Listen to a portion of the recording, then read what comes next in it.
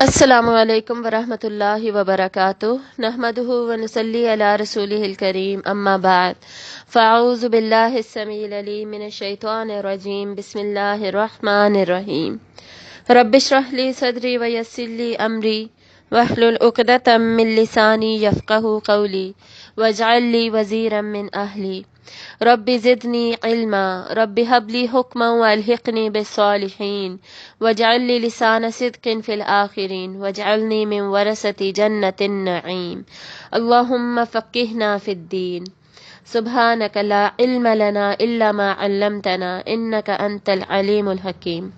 آج ہم سورۃ النازعات کو ڈسکس کریں گے۔ سورۃ النازعات مکی دور کے لاسٹ پیریڈ میں نازل ہوئی۔ جب مکہ دور کو ہم 3 حصوں میں ڈیوائیڈ کرتے ہیں تو اس کا جو تیسرا حصہ بنتا ہے اس میں یہ نازل ہوئی۔ اس کی ٹوٹل 46 آیات ہیں، اور جیسے ہم نے سورۃ المرسلات کی ڈیٹیلز میں پڑھا تھا کہ سورۃ المرسلات سے ملتی جلتی 5 ایسی صورتیں ہیں قرآن مجید میں جن کی تمہیدی آیات میں متشابہت ہے، یعنی وہ ملتی جلتی ہیں، ان میں سملیرٹیز ہیں۔ تمہیدی آیات مطلب انٹروڈکٹری آیات، اور ان 5 صورتوں کے سٹارٹ میں تمہیدی آیات میں قسموں سے بیان شروع ہوتا ہے۔ اور وہ کون سی صورتیں تھیں؟ سورۃ الصافات، الذاریات، المرسلات جو ہم نے پچھلے ہی پارے میں پڑھی ہیں، پھر آگے 2 صورتیں اس پارے میں ہیں، النازیات اینڈ العادیات۔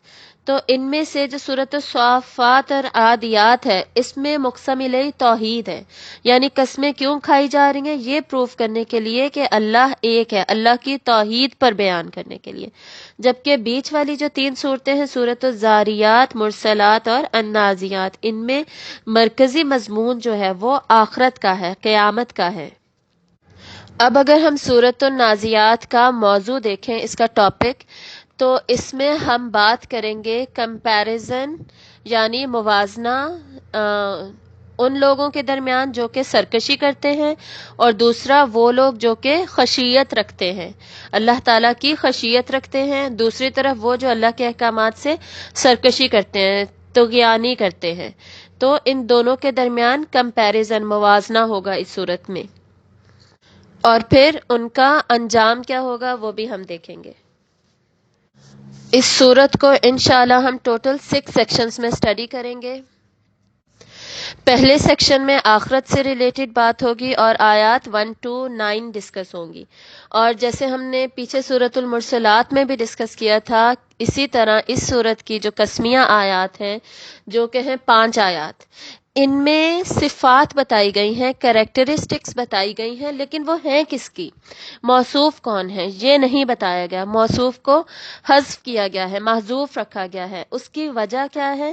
قرآن مجید میں بار بار اللہ تعالیٰ فرماتے ہیں افلا یتدبرون القرآن، کیا تم قرآن پر تدبر نہیں کرتے؟ یا تمہارے دل پر تالے لگے ہوئے ہیں، یا تمہارے دل پر زنگ لگا ہوا ہے، یا تم سوچتے نہیں ہو، یا تم عقل سے کام نہیں لیتے؟ افلا یعقلون، کیا تم وہ عقل سے کام نہیں لیتے؟ بار بار اللہ تعالیٰ نے یہ فرمایا ہے۔ مطلب یہ کہ قرآن کا مقصد اللہ تعالیٰ نے بتایا لیتدبروا و یتذکروا، کہ تاکہ تم اس پر تدبر کرو اور اس سے تذکر لو، اس سے نصیحت لو، یاد دہانی لو۔ تو تدبر اور تذکر کس چیز پہ کیا جائے گا؟ صرف ان آیات پر یا ان باتوں پر نہیں جو کہ واضح بتا دی گئی، ان باتوں پر بھی جو نہیں بتائی گئی ان پر بھی ہم نے پہنچنا ہے۔ بہت سارے قرآن مجید میں صرف پوائنٹرز دیے جائیں گے، اشارے دیے جائیں گے، جیسے پچھلی صورت میں ہم نے پڑھا تھا کہ خصوصاً اس پارے کی جو صورتیں ہیں وہ ان کی آیات چھوٹی چھوٹی ہیں، بہت ساری آیات تو 2-3 ورڈز پر ہوں گی، اور ایک کے بعد ایک آیات آتی جاتی ہیں اور ٹاپک بھی فوراً بدل جاتا ہے۔ تو اتنی چھوٹی 3 الفاظ میں سے اب اس میں سے حکمت نکالنا، اس کی اسباب نکالنا، اس کی ڈیٹیل نکالنا، یہ سب پھر ہمارا کام ہے کہ ہم تدبر کر کے اس تک پہنچیں۔ تو اسی طرح ان صورتوں میں بھی ہم موصوف تک خود پہنچتے ہیں، اور اللہ تعالیٰ چاہتے ہیں کہ ہم تدبر کریں اور ہم خود اس پر پہنچیں۔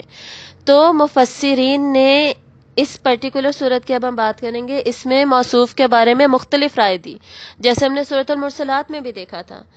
فار ایگزامپل بہت سارے مفسرین نے کہا کہ اس میں ہواؤں کی بات ہو رہی ہے، جیسے امین اصلاحی صاحب کی رائے کہ اس میں ہواؤں کی بات ہو رہی ہے۔ زیادہ تر جو رائے لی گئی ہے وہ یہ ہے کہ جی ان میں فرشتوں کی یہ صفات ہے۔ پھر کچھ نے یہ بھی رائے دی کہ یہ مجاہدوں کے گھوڑوں کی بات ہو رہی ہے۔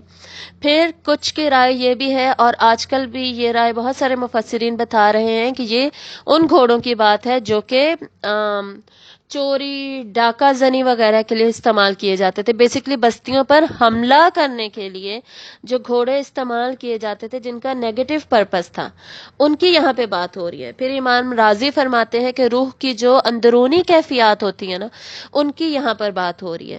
تو اس کے علاوہ بھی ان آیات کے لیے موصوف کے لیے جو رائے دی گئی ہے وہ 10+ ہے، یعنی بہت زیادہ رائے دی گئی ہے۔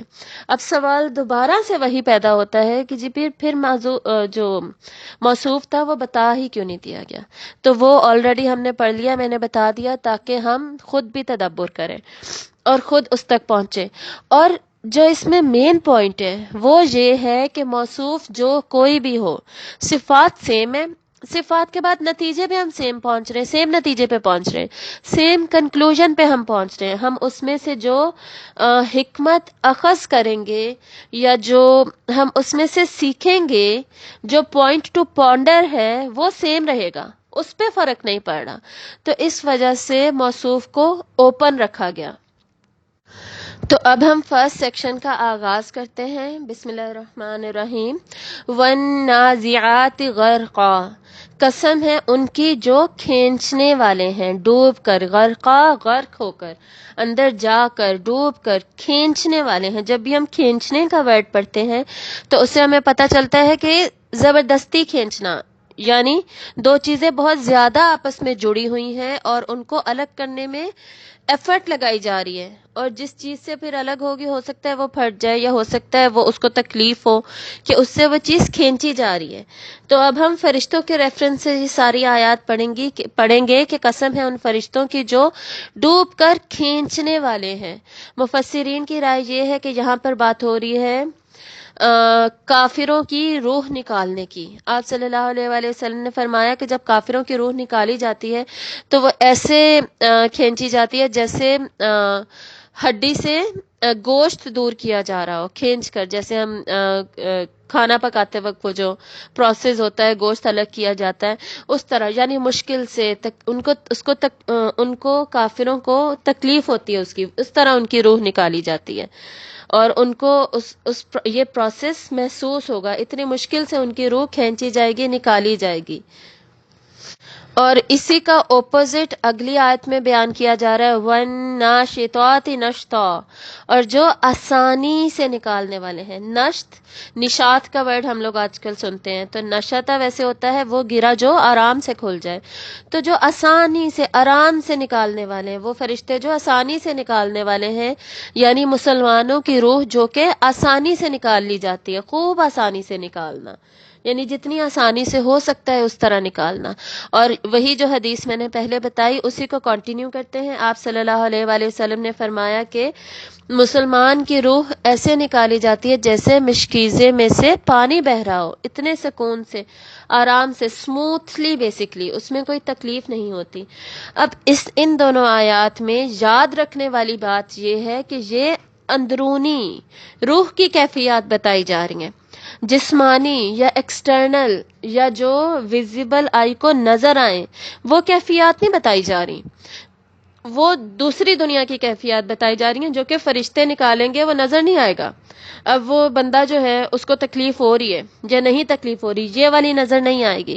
جو ہمیں تکلیف جو نظر آ رہی ہوتی ہے نا، وہ یوزلی فزیکل پین ہوتی ہے، کینسر کی وجہ سے یا ہارٹ اٹیک کی وجہ سے، زخموں کی وجہ سے، ہو سکتا ہے یہ ساری اس کی جو موت کا سبب ہے، وہ کوئی بہت اچھا انسان ہے، اس کی موت کا سبب کوئی ایکسیڈنٹ بنا ہے، وہ تکلیف میں ہے مرتے وقت، لیکن اندر سے وہ جو روح نکالی جائے گی، جو ہمیں پروسیس نظر نہیں آ رہا، وہ سکون سے ہو رہا ہے، باہر سے ہمیں پتہ نہیں چل رہا، باہر سے ہمیں مشکل لگ رہی ہے اس بندے پر۔ تو کہنے کا مقصد یہ ہے کہ اب اس بندے کی آخرت کیسی ہے ہمیں نہیں پتہ ہے، کیونکہ ہمیں روح نکلتی تو نہیں نظر آ رہی نا. تو اس لیے یہ میں بات بتا رہی ہوں کیونکہ بہت سارے لوگ کسی کو مرتے ہوئے دیکھتے ہیں، اس پہ حالت نزاع کو دیکھتے ہیں تو اپنا ورڈکٹ پیش کر دیتے ہیں، اپنا اوپینین، اپنا فیصلہ دے دیتے کہ جی وہ فلاں کی بڑی ایزیلی ڈیتھ ہوئی، بڑا آرام سے وہ مر گیا تو وہ جنتی ہی ہے، یا فلاں اتنا مشکل سے مرا، اتنا مشکل سے وہ اس کی آنکھیں بند ہوئی، اتنی مشکل سے آخری وقت پر پہنچا، وہ دوزخی ہی ہے. تو یہ ہمارا کام نہیں ہے جج کرنا، اور ہم یہ جج کر بھی نہیں سکتے. اکثر تو اتنے اچھے لوگوں کی مشکل میں موت ہوتی ہے، کیونکہ اللہ تعالیٰ چاہتے ہیں کہ انہیں قبر میں تکلیف ہی نہ ہو، قیامت کے دن ان پہ مشکل نہ ہو، ان کی جو گناہ تھے بھی ان کا انجام انہیں دنیا میں ہی اس کو وہ دیکھ لیں، یعنی اس کا بدلہ ان کو تکلیف کی صورت میں دنیا میں ہی مل جائے، آخرت میں وہ پھر انہیں نہ فیس کرنا پڑے، ان کے درجات ہی ہوں آخرت میں، ان کے لیے معافی ہی ہو آخرت میں. تو یہ اللہ تعالیٰ کا سسٹم ہے. لیکن کہیں کہیں پر ایسا ہوتا ہے کہ اللہ تعالیٰ شو بھی کرتے ہیں.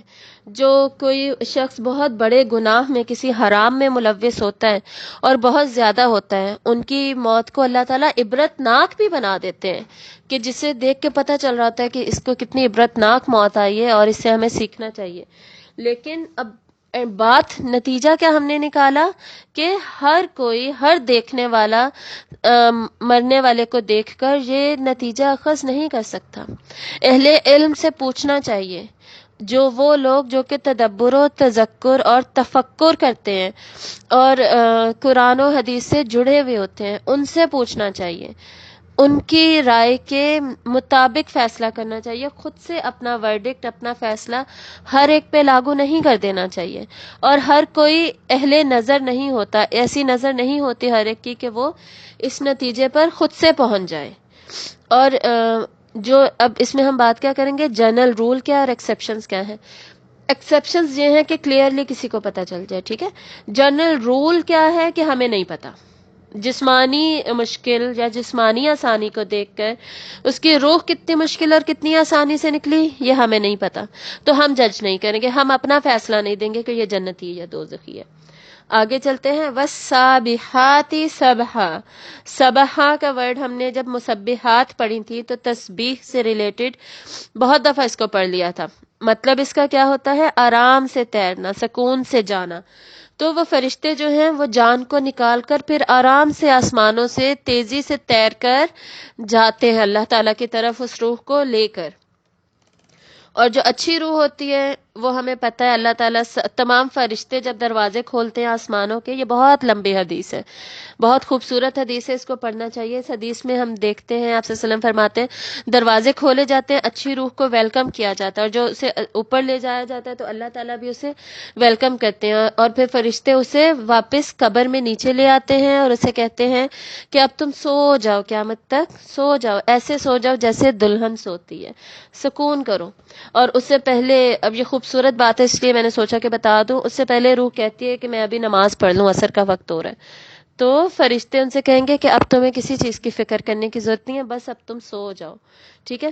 تو جو دنیا میں نمازوں کی فکر کرتا تھا نا، وہی ہم اپنی قبر میں بھی نماز کی فکر کرے گا، ہر کوئی نہیں کرے گا. اور دوسری طرف جب بری روح نکالی جائے گی، فرشتے اسے لے کر جا رہے ہوں گے، اور فرشتے جو اسے لینے آئیں گے وہ بھی خوفناک ہوں گے. یہ اب حدیث سے پتہ چلتا ہے. ابھی ریسنٹلی ہماری فیملی میں ڈیتھ ہوئی تھی تو مجھے پتہ چلا لوگوں کے کیسے کیسے عجیب عجیب عقائد ہے. کچھ لوگ کہتے ہیں کہ جی جو رشتہ دار ہیں وہ لینے آتے ہیں، جب سب کو ہی اچھے فرشتے لینے آتے ہیں. حالانکہ یہ حدیث ہے آپ صلی اللہ علیہ وسلم کی صحیح حدیث ہے کہ اچھے، اور یہ جو ساری باتیں ابھی میں نے پہلے بھی اس سے بتائیں، یہ ساری ایک ہی حدیث ہے، بہت لمبی ہے، جو ابھی بھی بتانے لگی ہوں وہ بھی. تو اچھے لوگوں کو اچھے خوبصورت فرشتے لینے آتے ہیں، خوبصورت لباس میں، خوبصورت دکھنے والے، اور اس کی روح کے لیے سفید لباس، سفید کفن لے کر آتے ہیں. ایک تو جسم کا کفن ہوتا ہے نا، اور روح کے ساتھ جو ہو رہا ہوتا ہے وہ الگ سسٹم، وہ الگ سارا پروسیس چل رہا ہوتا ہے، تو اس کو الگ سے لباس پہنایا جاتا ہے. اور جب بری روح نکالی جاتی ہے تو اسے نکالنے کے لیے بھی خوفناک فرشتے ساتھ آتے ہیں ملک الموت کے. دکھنے میں ہی خوفناک ہوتے ہیں، اور اس کو اسی وقت اس کی روح کو جہنم کا کفن، جہنم کا لباس پہنا دیا جاتا ہے۔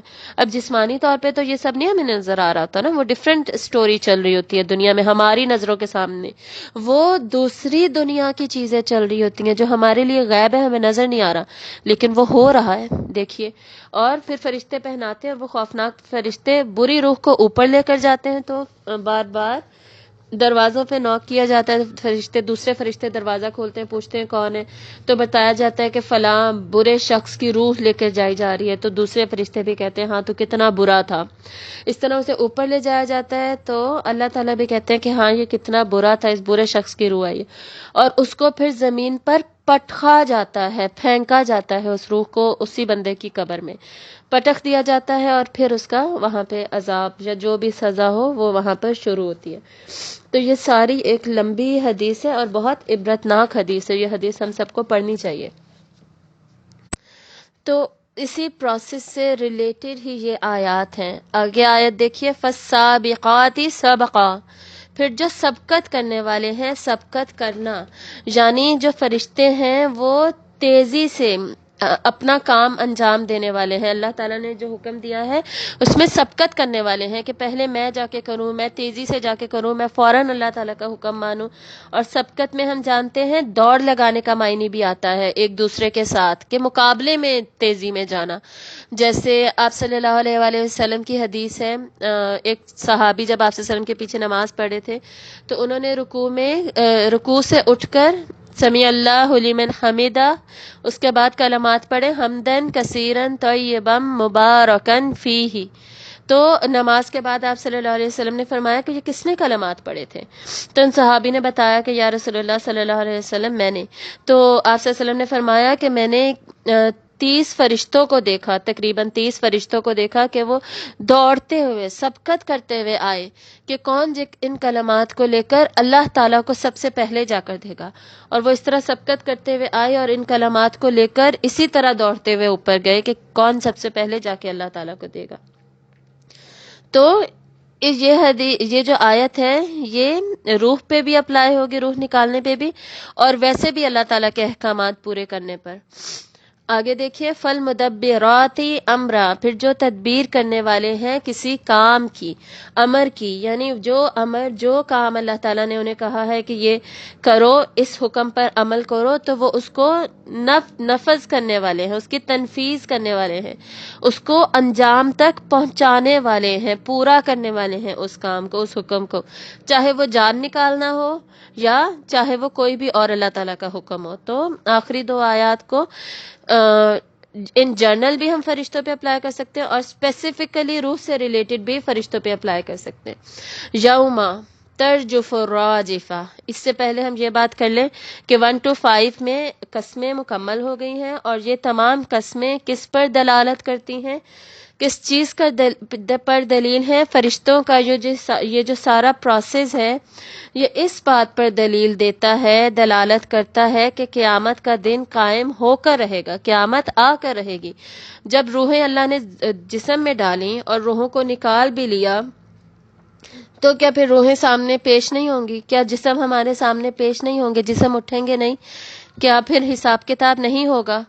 جب جسم اور روح کا ایک جوڑا ہے، جیسے انسانوں کے جوڑے اللہ نے بنائے، لاسٹ صورت میں ہم نے پڑھا تھا ہر چیز کو اللہ نے جوڑوں میں بنایا، مرد اور عورت، اسی طرح ہر انسان کا اپنا بھی ایک جوڑا ہے، جسم اور روح۔ تو کیا دنیا کا جوڑا نہیں ہوگا؟ دنیا کا جوڑا آخرت نہیں ہوگا؟ کیا آخرت پھر قائم نہیں ہوگی؟ یا پھر جو اعمال کیے ہیں اس دنیا میں ان کا جوڑا انجام کی صورت میں نہیں ہوگا؟ ان کے بدلے میں کچھ بھی نہیں ہوگا؟ کبھی ایسا ہوا ہے کہ ہمارے ایگزامز ہوں یا کوئز ہو یا کوئی پیپر ٹیسٹ ہو، اس کا رزلٹ نہ آئے؟ یہ ورنہ تو وہ بات ہی نہیں کمپلیٹ ہوتی ہے نا، انکمپلیٹ رہ جاتی ہے۔ تو پھر بھی یہ دلائل کیوں دیے جا رہے ہیں؟ جن لوگوں کو نہیں یقین آتا یا ایمان ہے اور لیکن مکمل ایمان نہیں ہے، اس کے مطابق عمل نہیں بدلا ہوا، انہیں یقین آ جائے کہ جی قیامت آ کر رہے گی۔ اور جہاں پہ جیسے میں نے شروع میں بتایا مقسم الہی محذوف ہے، بتایا نہیں گیا کہ یہ سب اس بات پر دلالت کرتے ہیں کہ قیامت آئے گی. کیوں نہیں بتایا گیا؟ تاکہ ہم خود اس نتیجے پر پہنچیں. ہم خود کیوں پہنچیں؟ کیونکہ اللہ تعالیٰ نے خود کہہ دیا کہ بھائی قرآن میں تدبر کرو. تم تدبر کرو گے تو تم اس میں سے اس کی حکمت تک، ہر آیت کی حکمت تک پہنچ سکو گے. اور وہ انسان جو خود نہیں پہنچ سکتے وہ اہل علم سے رابطہ کریں گے، اہل علم سے پوچھیں گے. فَاسْأَلُوا أَهْلَ الذِّكْرِ إِن كُنتُمْ لَا تَعْلَمُونَ. تو پوچھ لو اہل علم سے. اہل ذکر اہل علم کو کہا گیا ہے اگر تم نہیں جانتے. یہ قرآن مجید میں یہ آیت 2 دفعہ ریپیٹ ہوئی ہے. آگے دیکھیے یوم ترجف راجفہ، جس دن کانپے گی کانپنے والی. کیا کانپے گی ہم آلریڈی جانتے ہیں، سورۃ المزمل میں ہم نے پڑھا تھا یوم ترجف الارض والجبال وکانت الجبال کثیبا مہیلا. یعنی جس دن زمین خوب کانپے گی اور کانپ کر اپنے اوپر تمام چیزوں کو ہلا کے رکھ دے گی. جس دن قیامت آئے گی، سور پھونک دیا جائے گا تو ساری چیزیں کانپنے لگیں گی. زمین کانپے گی اور اس کے اوپر بھی سب کچھ کانپنے لگ جائے گا. تتبعها الرادفہ، پیچھے آئے گی اس کے پیچھے آنے والی. یعنی فوراً کانپنے کے بعد پھر تباہی آ جائے گی. سارا کچھ جو زمین و آسمان کا ہے، جو سسٹم چل رہا تھا، وہ تمام گڑبڑ ہو جائے گا، ختم ہو جائے گا. بیسکلی جتنی بھی ہم نے کیفیات قیامت کے دن کی آلریڈی پڑھ لی ہیں، آسمان سے ریلیٹڈ، سورج، چاند، ستارے، پہاڑ، ان سب سے ریلیٹڈ، ایون سمندر سے ریلیٹڈ، آگے زیادہ سمندر سے ریلیٹڈ باتیں آئیں گی، ابھی تک ہم نے اتنی نہیں پڑھی. تو وہ ساری تباہی ان میں شروع ہو جائے گی، وہ آ جائے گی. قلوب یومئذ واجفہ، کچھ دل اس دن دھڑکنے والے ہوں گے.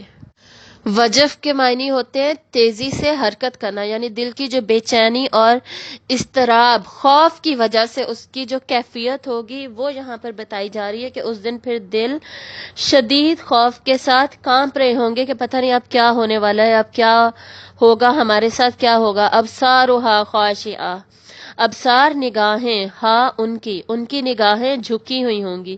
کن کی نگاہیں؟ ہاں جو ہے وہ پیچھے دل کی طرف جا رہا ہے. دل کی نگاہیں مطلب انسان کو ہی کہا جا رہا ہے کہ آپ نے دیکھا ہوگا جب بھی ہمیں کوئی شدید خوف لگے کتنا دل تیزی سے دھڑکنے لگتا ہے. تو ایسے لگتا ہے جیسے دل ہی ہے ہمارے اندر اور کچھ ہے ہی نہیں، دل ہی دل ہے بس. مین پوائنٹ، مین فوکس سارا دل پہ ہوتا ہے اور ایسے لگتا ہے کہ ہمارا پورا وجود اس ایک دل میں سمو گیا ہے. وہ دل ایسے کانپ، ایسے ڈر رہا ہوتا ہے. تو اس دن تو جتنا کبھی دنیا میں کسی کا دل دھڑکا ہو، سب سے زیادہ وہ قیامت کی دہشت ہوگی اور قیامت والے دن دل دھڑکے گا. دل کی خوف سے بری کیفیت ہوگی. تو اس کی نگاہیں مطلب اس انسان کی نگاہیں، یعنی استعارن یہ کہا گیا ہے اس کو محسوس کرنے کے لیے کہ ایسے لگے گا کہ دل ہی جھک گیا ہے. اس انسان کی نگاہیں جھکی ہوئی ہوں گی. کیوں جھکی ہوئی ہوں گی؟ ڈر کے مارے، اس دن کی دہشت سے اور اپنے اعمال کی شرمندگی کی وجہ سے کہ ہم کیا کیا کرتے رہے ہیں، ہم نے اس دن کی تو تیاری ہی نہیں کی. تو اس کی وجہ سے آنکھیں جھکی ہوئی ہوں گی. جیسے ہم نے پہلے سورۃ القلم اور سورۃ المعارج میں پڑھا ہے، خاشیۃ ابصارها وترهقهم ذلہ، جھکی ہوئی ہوں گی اس دن نگاہیں اور ان کے اوپر ذلت چھائی ہوئی ہوگی. تو ذلت کیوں چھائی ہوئی ہوگی؟ کیونکہ اعمال جو برے کرتے تھے. تو شرمندگی اور دہشت سے نہ آنکھیں اٹھیں گی اور چہروں سے پتہ چل رہا ہوگا کہ کتنے برے برے کام انہوں نے کیے. تو تم اس دن کو ڈینائی نہیں کر سکو گے، اس کا انکار نہیں کر سکو گے. تو کیا بہتر نہیں ہے کہ آج ہی اس دن کی حقیقت کو مان لو اور اس کی حقیقت کو ڈینائی نہ کرو، اس کو ریجیکٹ نہ کرو اور اس کو مان کر اس کے حساب سے تیاری کر لو. اب آگے آیت نمبر 10 ٹو آیت نمبر 14 سیکنڈ سیکشن سٹارٹ ہوگا، جس میں کہ کافرین بات چیت کر رہے ہیں اور وہی بات کر رہے ہیں جو کہ پچھلی صورت میں بھی وہ بات کر رہے تھے. اور جیسے ہم نے ذکر کیا تھا کہ آخری جو صورتیں ہیں، آخری پارے کی صورتیں، ان سب میں آخرت کا ذکر مین ٹاپک ہے. جو مین تھیم ہے پورے پارے کی، صرف پارے کی ہی نہیں، 29 آنورڈز مکی دور کو، جیسے ہم نے لاسٹ ٹائم ڈسکس کیا تھا، مکی صورتیں وہ 3 طرح سے ڈیوائیڈ ہوتی ہیں. آخرت پہ ایمان کا ذکر ہے اور رسالت کا ذکر ہے اور توحید کا ذکر ہے. تو اب یہ قیامت والا ذکر جو ہے وہ والی صورتیں چل رہی ہیں ساری. تو اسی حساب سے پھر اس صورت میں بھی ڈسکشن ہے.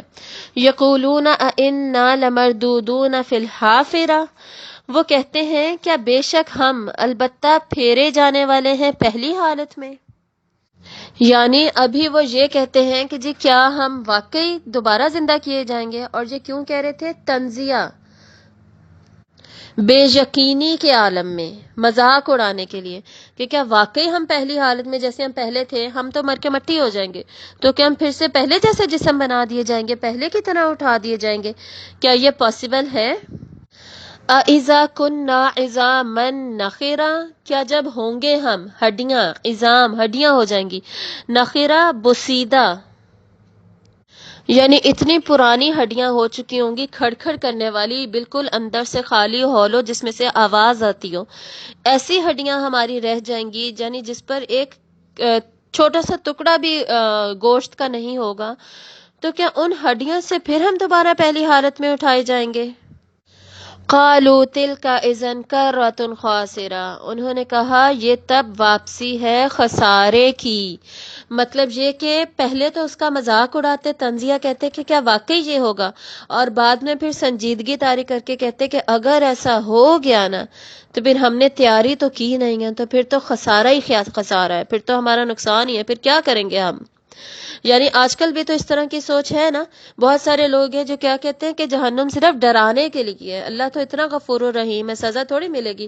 لیکن اگر حقیقت میں ایسا ہو گیا نا تو پھر تو بھائی بڑی خوفناک بات ہے، پھر کیا ہوگا، پھر تو ہم بچ نہیں سکیں گے. تو آج کل بھی بہت سارے لوگ ایسا سوچتے ہیں.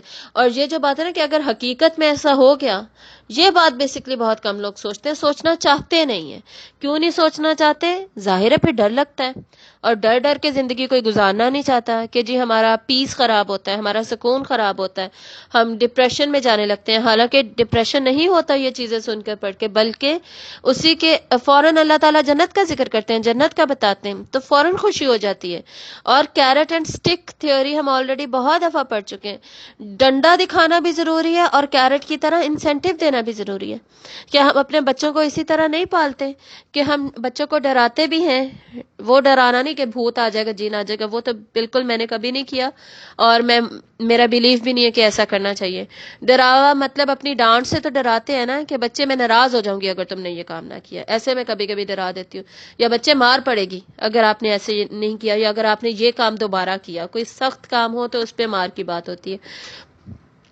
تو ڈرانا بھی ضروری ہے اور ساتھ ساتھ انسینٹیو دینا بھی ضروری ہے کہ اگر آپ یہ کریں گے تو آپ کو یہ انعام ملے گا، یہ تحفہ ملے گا، یا یہ آپ کی وش پوری ہوگی، آپ کو جو گیم چاہیے وہ آپ کو ملے گی، اس طرح. تو ایسا کبھی بھی نہیں ہوتا کہ دونوں چیزیں کوئی بھی انسان اکٹھے نہ لے کر چل رہا ہو، صرف انسینٹیو ہی دے رہا ہو. وہ ماں باپ جو اپنے بچوں کو صرف پیار دے رہے ہوتے، ڈانٹ ہے ہی نہیں، تو وہ بچے بگڑ جاتے ہیں، وہ اس کا ناجائز فائدہ اٹھاتے ہیں، ڈھیٹ بن جاتے ہیں، غلطیوں پہ غلطیاں کرتے ہیں، اپنے آپ کو تباہ کر لیتے ہیں، اور انہیں کوئی فکر نہیں ہوتی، فکر سے بالکل ہی آؤٹ ہو جاتے ہیں. تو بیلنس، بات کیا ہے؟ بیلنس رکھنا ہے.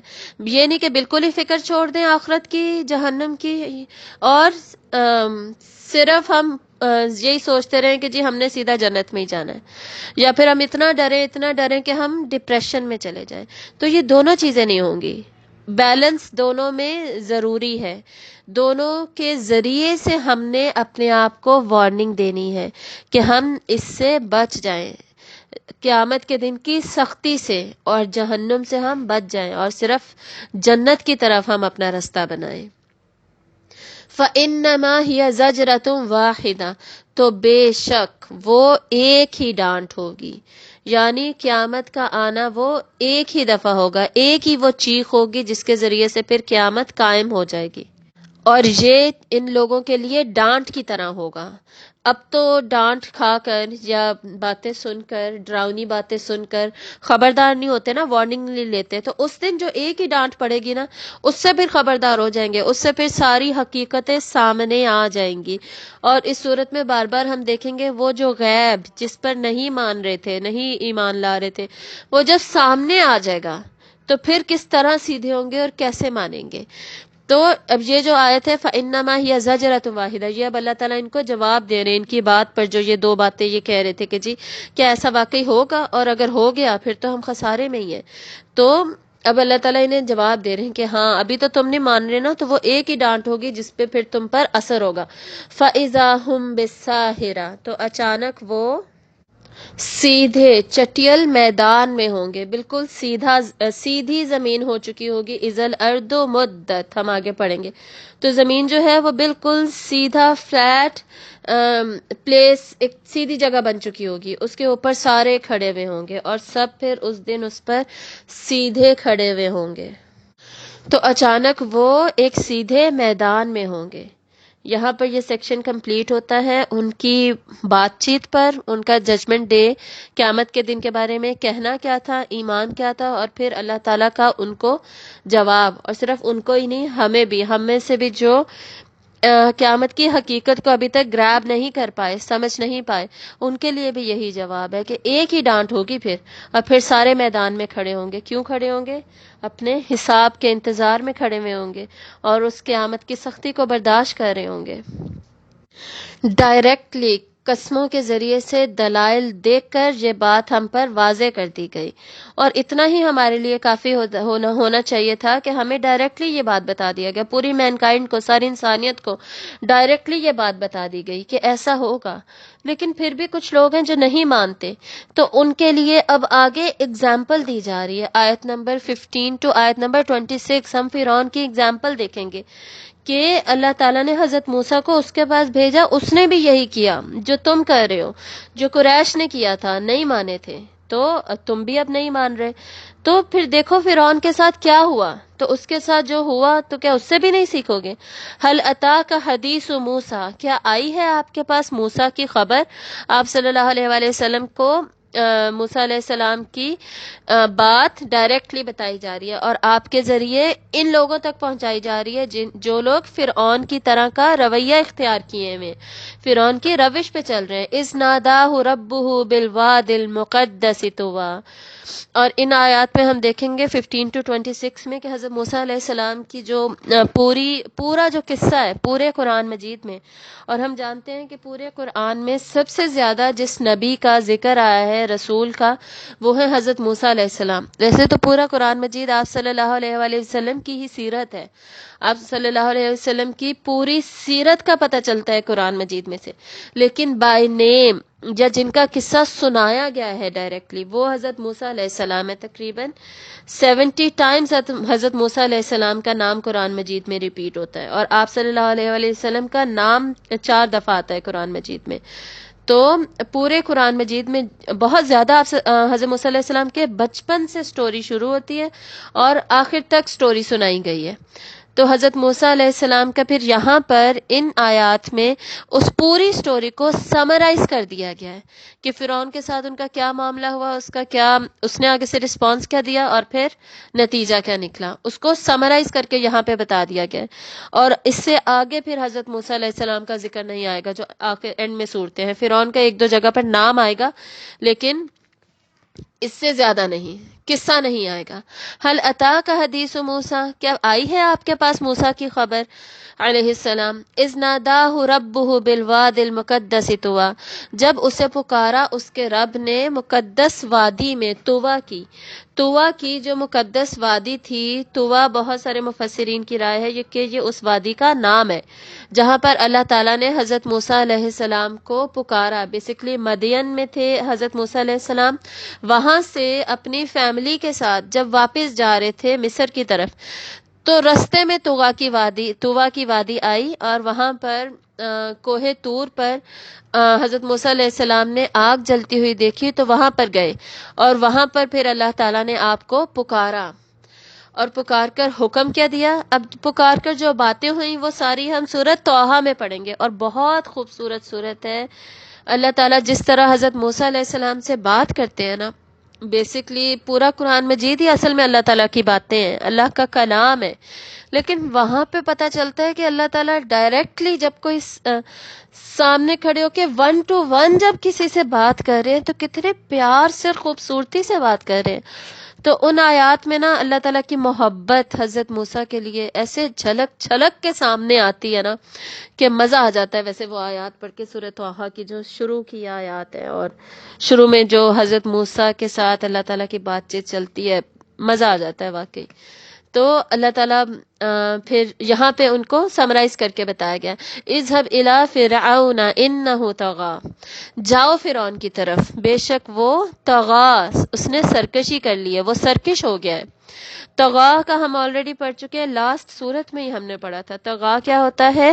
اپنی حد سے باہر نکل جانا. اللہ تعالیٰ نے ایک باؤنڈری بنائی ہے، ایک لائن کھینچ دی ہے کہ تم اپنی زندگی گزارو، مزے کرو، اور لیکن اس لائن کے اندر رہنا. کچھ چیزیں جو میں نے منع کی ہیں وہ اس لائن سے باہر ہیں، بس وہاں تک نہ جانا. لیکن ہمیں بس وہی کرنا پسند ہے، تو ہم اس حد میں سے باہر نکلتے ہیں. وہ جو بھی اس حد سے باہر نکلا اس نے سرکشی کی. جیسے اللہ تعالیٰ نے کہا ہے کہ جی 5 نمازیں پڑھنی ہیں، تو مجھ سے تو فجر کے وقت نہیں اٹھا جاتا، وہ میں نہیں پڑھ سکتی، میں تو 4 ہی پڑھوں گی، یا عشاء بھی نہیں مجھ سے پڑھی جاتی، میں تو 3 ہی پڑھوں گی. تو یہ اللہ نے حد مقرر کر دی ہے کہ 5 پڑھنی ہے، اور اللہ نے اپنے احکامات کو ایزی بنایا ہے. اللہ تعالیٰ بار بار قرآن میں کہتے ہیں کہ میں نے انسان کے لیے آسانی رکھی ہے، مشکل نہیں رکھی، دین کو آسان بنایا ہے. تو 5 نمازیں آسان ہے تمہارے لیے، 50 تو نہیں ہے، 5 کر دی تھی کم کر کے. تو پھر بھی انسان وہ نہیں کرتا تو وہ اپنی اس حد کو کراس کر رہا ہوتا ہے، وہ سرکش ہو رہا ہوتا ہے. کہنے کا مقصد کیا ہے؟ مسلمان کی اگزامپل دے کے کہ انسان ہم یہ سمجھ کے ہمیشہ اسی دھوکے میں ہی نہ رہ جائیں کہ یہاں پہ کافروں کی بات ہو رہی ہے، ہم پہ تو اپلائی نہیں ہو رہی آیتیں. ایسا ہے ہی نہیں، ہم پہ بھی اپلائی ہو رہی ہیں. تو اللہ تعالیٰ کیا کہہ رہے ہیں حضرت موسیٰ سے؟ فرعون کے پاس جاؤ، وہ سرکش ہو گیا ہے، وہ بات نہیں مان رہا، یعنی اللہ کے احکامات پر نہیں چل رہا. اب آپ کہیں گے کہ حضرت موسیٰ بھی گئے ہی نہیں ہے فرعون کے پاس، تو وہ کیسے چلے؟ تو ان کے پاس کوئی ایک نبی رسول تو نہیں آئے تھے نا. حضرت اسحاق کی اولاد میں سے کتنے نبی اور رسول آئے ہیں ان سب کے پاس. اور مصر میں حضرت یوسف مصر میں تھے، اور یہ لوگ جانتے بھی تھے حضرت یوسف کو. سورہ مومن جو ہے، سورۃ الغافر، اس میں ہم پڑھیں گے وہ جو بندہ مومن تھا وہ سب کو کہتا ہے کہ جی یوسف بھی تو آئے تھے ہمارے پاس، اتنی پرانی بات ہے، وہ تم لوگ بھول گئے ہو ہمارے آباء و اجداد میں جو یوسف آئے تھے. تو ان سب کو پتہ ہی تھا، فرعون وہیں کے ہی تھے، ان کو کیا نہیں پتہ تھا کہ پہلے بھی نبی اور رسول آتے رہے. لیکن سرکش ہو گئے، اب اللہ کی فرما برداری چھوڑ دی، شرک کرنا شروع کر دیا. اور یہ جو فرعون تھے یہ وہ تھے آتش پرست تھے، سورج کی پوجا کرنی شروع کر دی. بنی اسرائیل کو قید کر کے رکھ دیا. بنی اسرائیل اس وقت کی امت مسلمہ تھے، مسلمان تھے، ان کو قید کر دیا، اور اپنی سیاسی قوت اور اقتدار کو بڑھانے کے پیچھے لگے رہے. تو تم اس فرعون کی طرف جاؤ، اس کے پاس جاؤ. اس سے ہمیں یہ بھی پتہ چلتا ہے کہ جب کسی کو دعوت دینی ہوتی ہے، تبلیغ دینی ہوتی ہے، تو اس کی طرف جایا جاتا ہے، یہ نہیں کہ اس کو بلایا جائے گا. اور یعنی وہ جتنے بھی برے حالات میں ہے، جو بھی ہے، جہاں بھی ہے، اس کے پاس جا کے اسے دعوت دی جائے گی. اور دوسرا یہ بھی ہمیں پتہ چلتا ہے کہ کوئی ایک قوم ہے یا کوئی گروپ آف پیپل ہے جس میں سارے غلط ہیں، سب غلط کام کر رہے ہیں، تو ان میں جو سب سے بڑا ہے، ان کا لیڈر ہے، اس کو جا کے پیغام دیا جائے گا، اس کو جا کے سمجھایا جائے گا. کیوں؟ کیونکہ جب لیڈر اگر مان جائے تو اس کا انفلوئنس ہوتا ہے آگے پوری قوم پر، پھر پوری قوم کو سمجھانا اور منانا آسان ہو جاتا ہے. اور اگر لیڈر ہی نہ مانے، لیڈر ریجیکٹ کر دے، تو پھر باقی قوم بھی نہیں مانتی کہ جی جب یہ نہیں مانے تو ہم کیوں مانے، تو پھر اس کا مطلب یہ ٹھیک تو نہیں ہے. یعنی اس کا پراپر ایک بڑا انفلوئنس ہوتا ہے، اثر ہوتا ہے. اس وجہ سے لیڈر کے پاس جا کے، یا جو بھی قوم کا سب سے بڑا ہو، جس کی عزت ہو، جس کی بات لوگ مانتے ہوں، اس کو جا کے حق بتایا جائے، اس کو جا کے کنونس کیا جائے. تو یہ دونوں لیسن ہمیں اس آیت سے پتہ چلتے ہیں. فقل، تو کہو فرعون کو، کیا کہو؟ هل لک الی ان تزکی، کیا ہے تجھے کوئی خواہش کہ تو تزکیہ اختیار کرے، کہ تو اس طرف آ جائے کہ تو اپنا تزکیہ نفس کرے. یعنی کیا کتنے نرمی کے ساتھ بات کی جا رہی ہے. اور اللہ تعالیٰ حضرت موسیٰ علیہ السلام سے فرما رہے ہیں کہ نرمی سے جا کر بات کرنا، آرام سے. اور یہ سورۃ طٰہٰ میں بھی آتا ہے، آیت نمبر 44 میں، فَقُولَا لَهُ قَوْلًا لَيِّنًا لَعَلَّهُ يَتَذَكَّرُ أَوْ يَخْشَىٰ، کہ تم دونوں جانا اور اس سے قولا لینا، نرمی سے بات کرنا، تاکہ وہ تذکر کرے، نصیحت پکڑ لے اور وہ اللہ کے سامنے جھک جائے، خشیت اختیار کرے. تو وہی جو نرمی تھی وہی یہاں پر اسی کا ذکر ہے، اور اللہ تعالیٰ خود حضرت موسیٰ سے بات کر رہے ہیں. اب سوچیں فرعون جو تھا وہ کتنا سرکش تھا اور کتنا ظالم تھا، جو کہ بچوں کو، سارے بچوں کو جمع کر کے ان کا قتل کروا دیتا تھا، اور بنی اسرائیل سے کتنے مشکل کام کروایا کرتا تھا، تعمیر کے کام اور ظلم و جبر اور بڑے بڑے پتھر اٹھوانا. یعنی آج تک یہ مسٹری سالو نہیں ہوئی کہ پیرامڈز کیسے بنے ہیں، یا جن کسی نے بھی کیلکولیشنز کی ہیں کہ کہاں سے یہ پتھر لائے گئے، کس طریقے سے اٹھا کر اور کس طریقے سے اوپر چڑھائے گا، اور اتنی سیمیٹری میں یہ سارا بنا ہے بغیر کرینز وغیرہ کے. کتنی محنت اس میں درکار ہے کہ یہ انسانوں نے یہ کام کیا بغیر مشینری کے. یعنی ایک انہونی سی بات لگتی ہے، اسی لیے عجوبہ کہا جاتا ہے نا، میریکلز کہا جاتا ہے انہیں، پیرامڈز کو.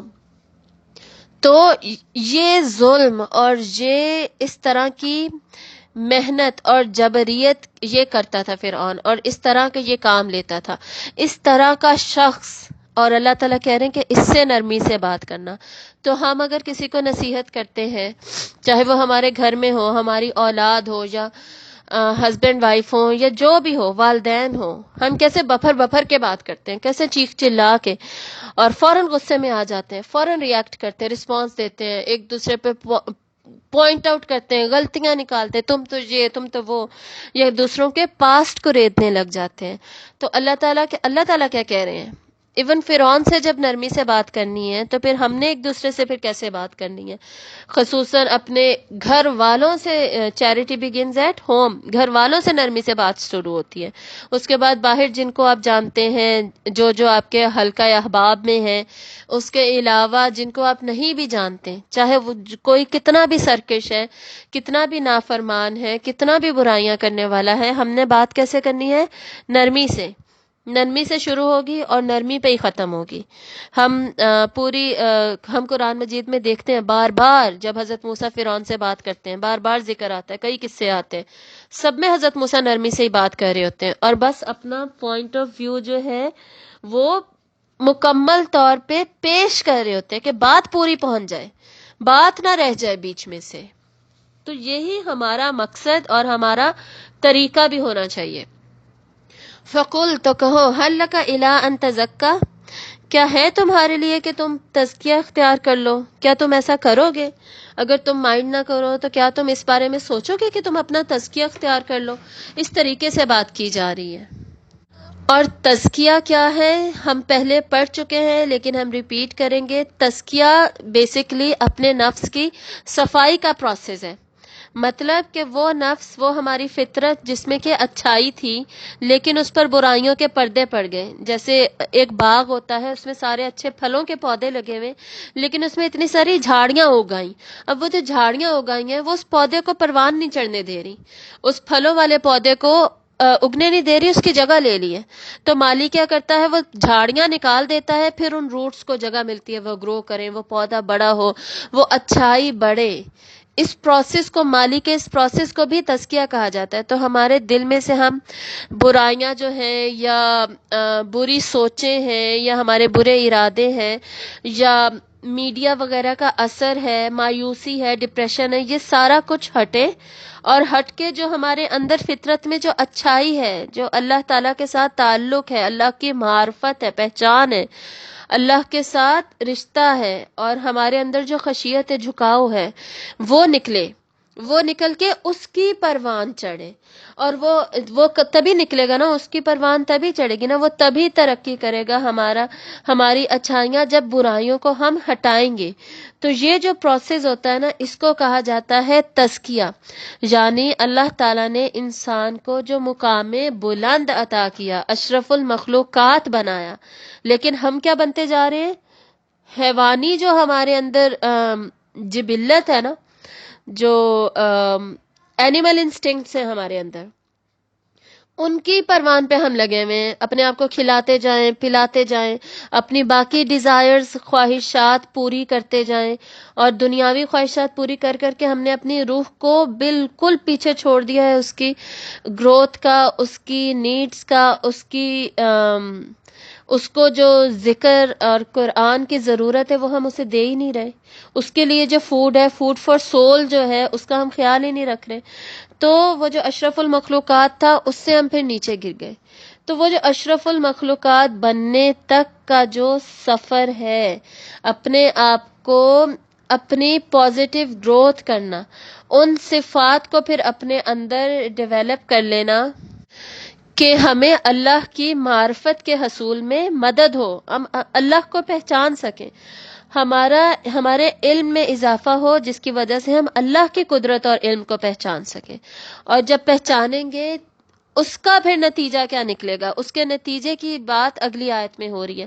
وَأَهْدِيَكَ إِلَىٰ رَبِّكَ فَتَخْشَىٰ، اور میں تمہاری رہنمائی کروں تمہارے رب کی طرف، پھر تم خشیت اختیار کرو، پھر تم اللہ سے ڈرو، پھر تم اللہ کے آگے جھک جاؤ، خشوع و خضوع کرو. یعنی کہ جب تمہارا تزکیہ ہو جائے گا پھر تمہاری رہنمائی ہو سکتی ہے خشیت کی طرف، پھر تم میں خشیت آ سکتی ہے. تو تزکیہ فرسٹ سٹیپ ہوتا ہے، اس کے بعد انسان میں پھر خشیت آتی ہے. مطلب یہ ہے کہ جو شخص برائیوں میں بھی رہتا ہے، ہر وقت موویز دیکھ رہا ہے، ہر وقت میوزک سن رہا ہے، ہر وقت بے پردگی چل رہی ہے، مکس گیدرنگز چل رہی ہیں، بیسکلی جو اسلام کے احکامات ہیں اس کے خلاف سارا کچھ چل رہا ہے. اب ایک بندہ ہے وہ 5 نمازیں بھی پڑھ رہا ہے اور اس کے بعد وہ ساری رات پارٹی بھی کر رہا ہے، تو کیا اس کا تزکیہ ہوگا؟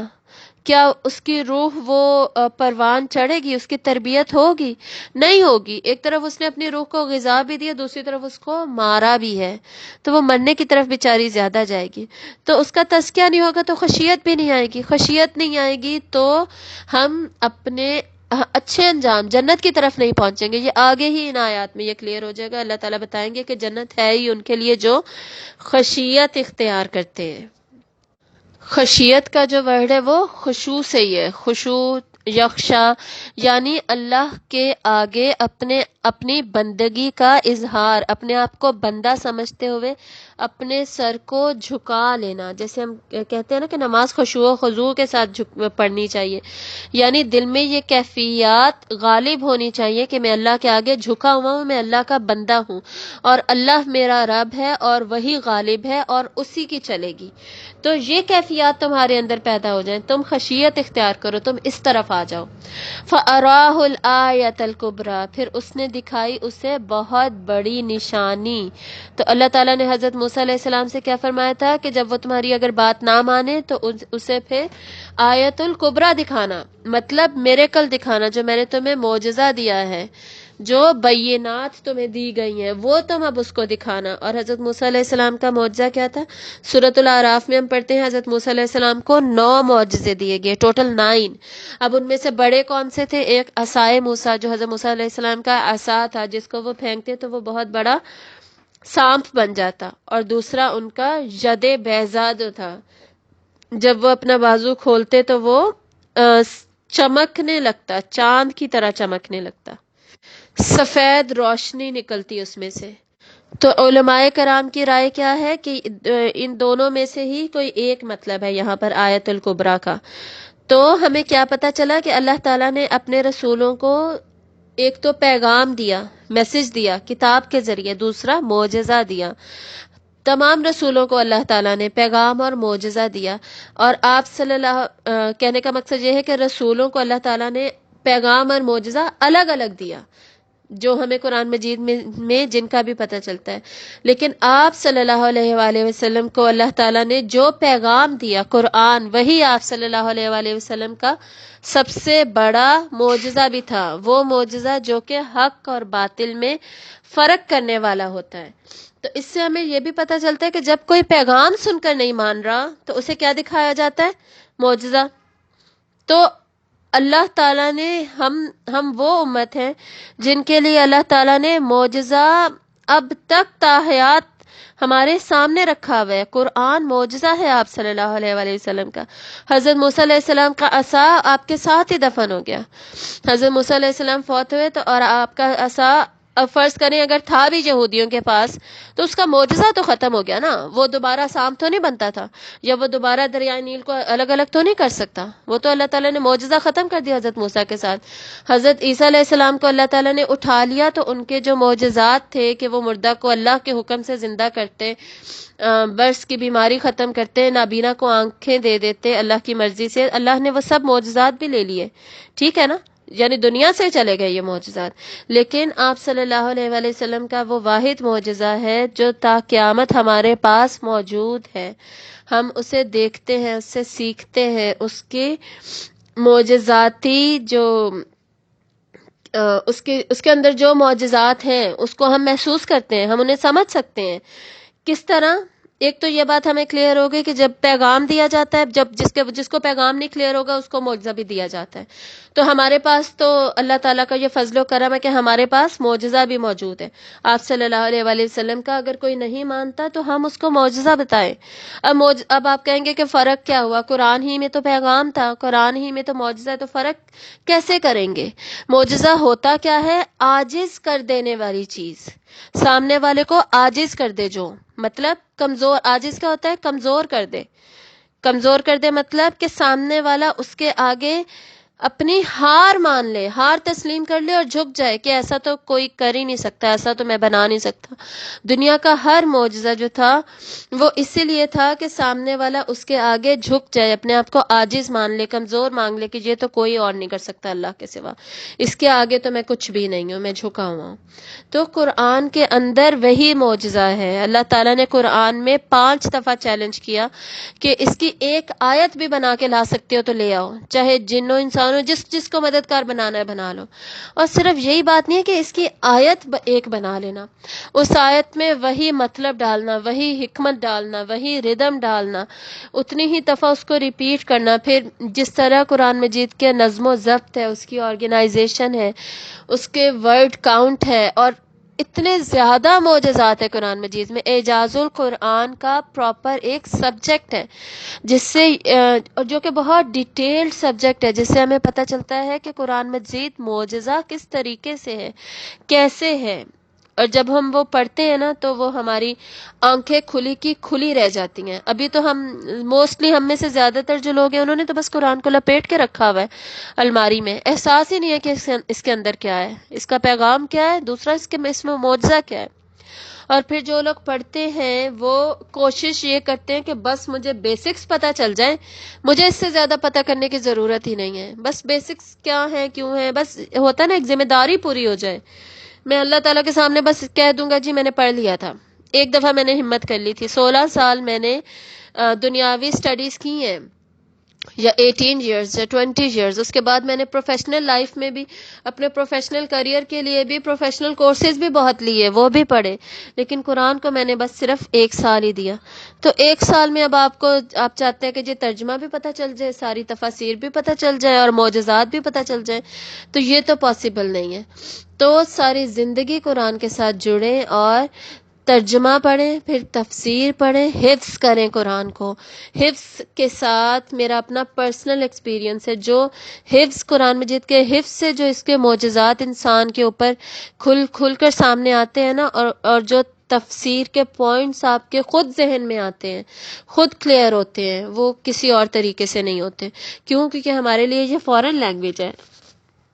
ایک تو فورن لینگویج ہونے کی وجہ سے ترجمہ ویسے آتا ہے، لیکن جب حفظ کر کے آتا ہے نا سمجھ، وہ چیز ہی اور ہے، مزہ ہی اور آ جاتا ہے۔ اور صرف یہ بات نہیں ہے کہ فورن لینگویج ہے، ایون جن لوگوں کے لیے جن کی اپنی لینگویج ہے عربک، وہ بھی جب حفظ کرتے ہیں تو قرآن مجید کے عجائبات کھلنے لگتے ہیں۔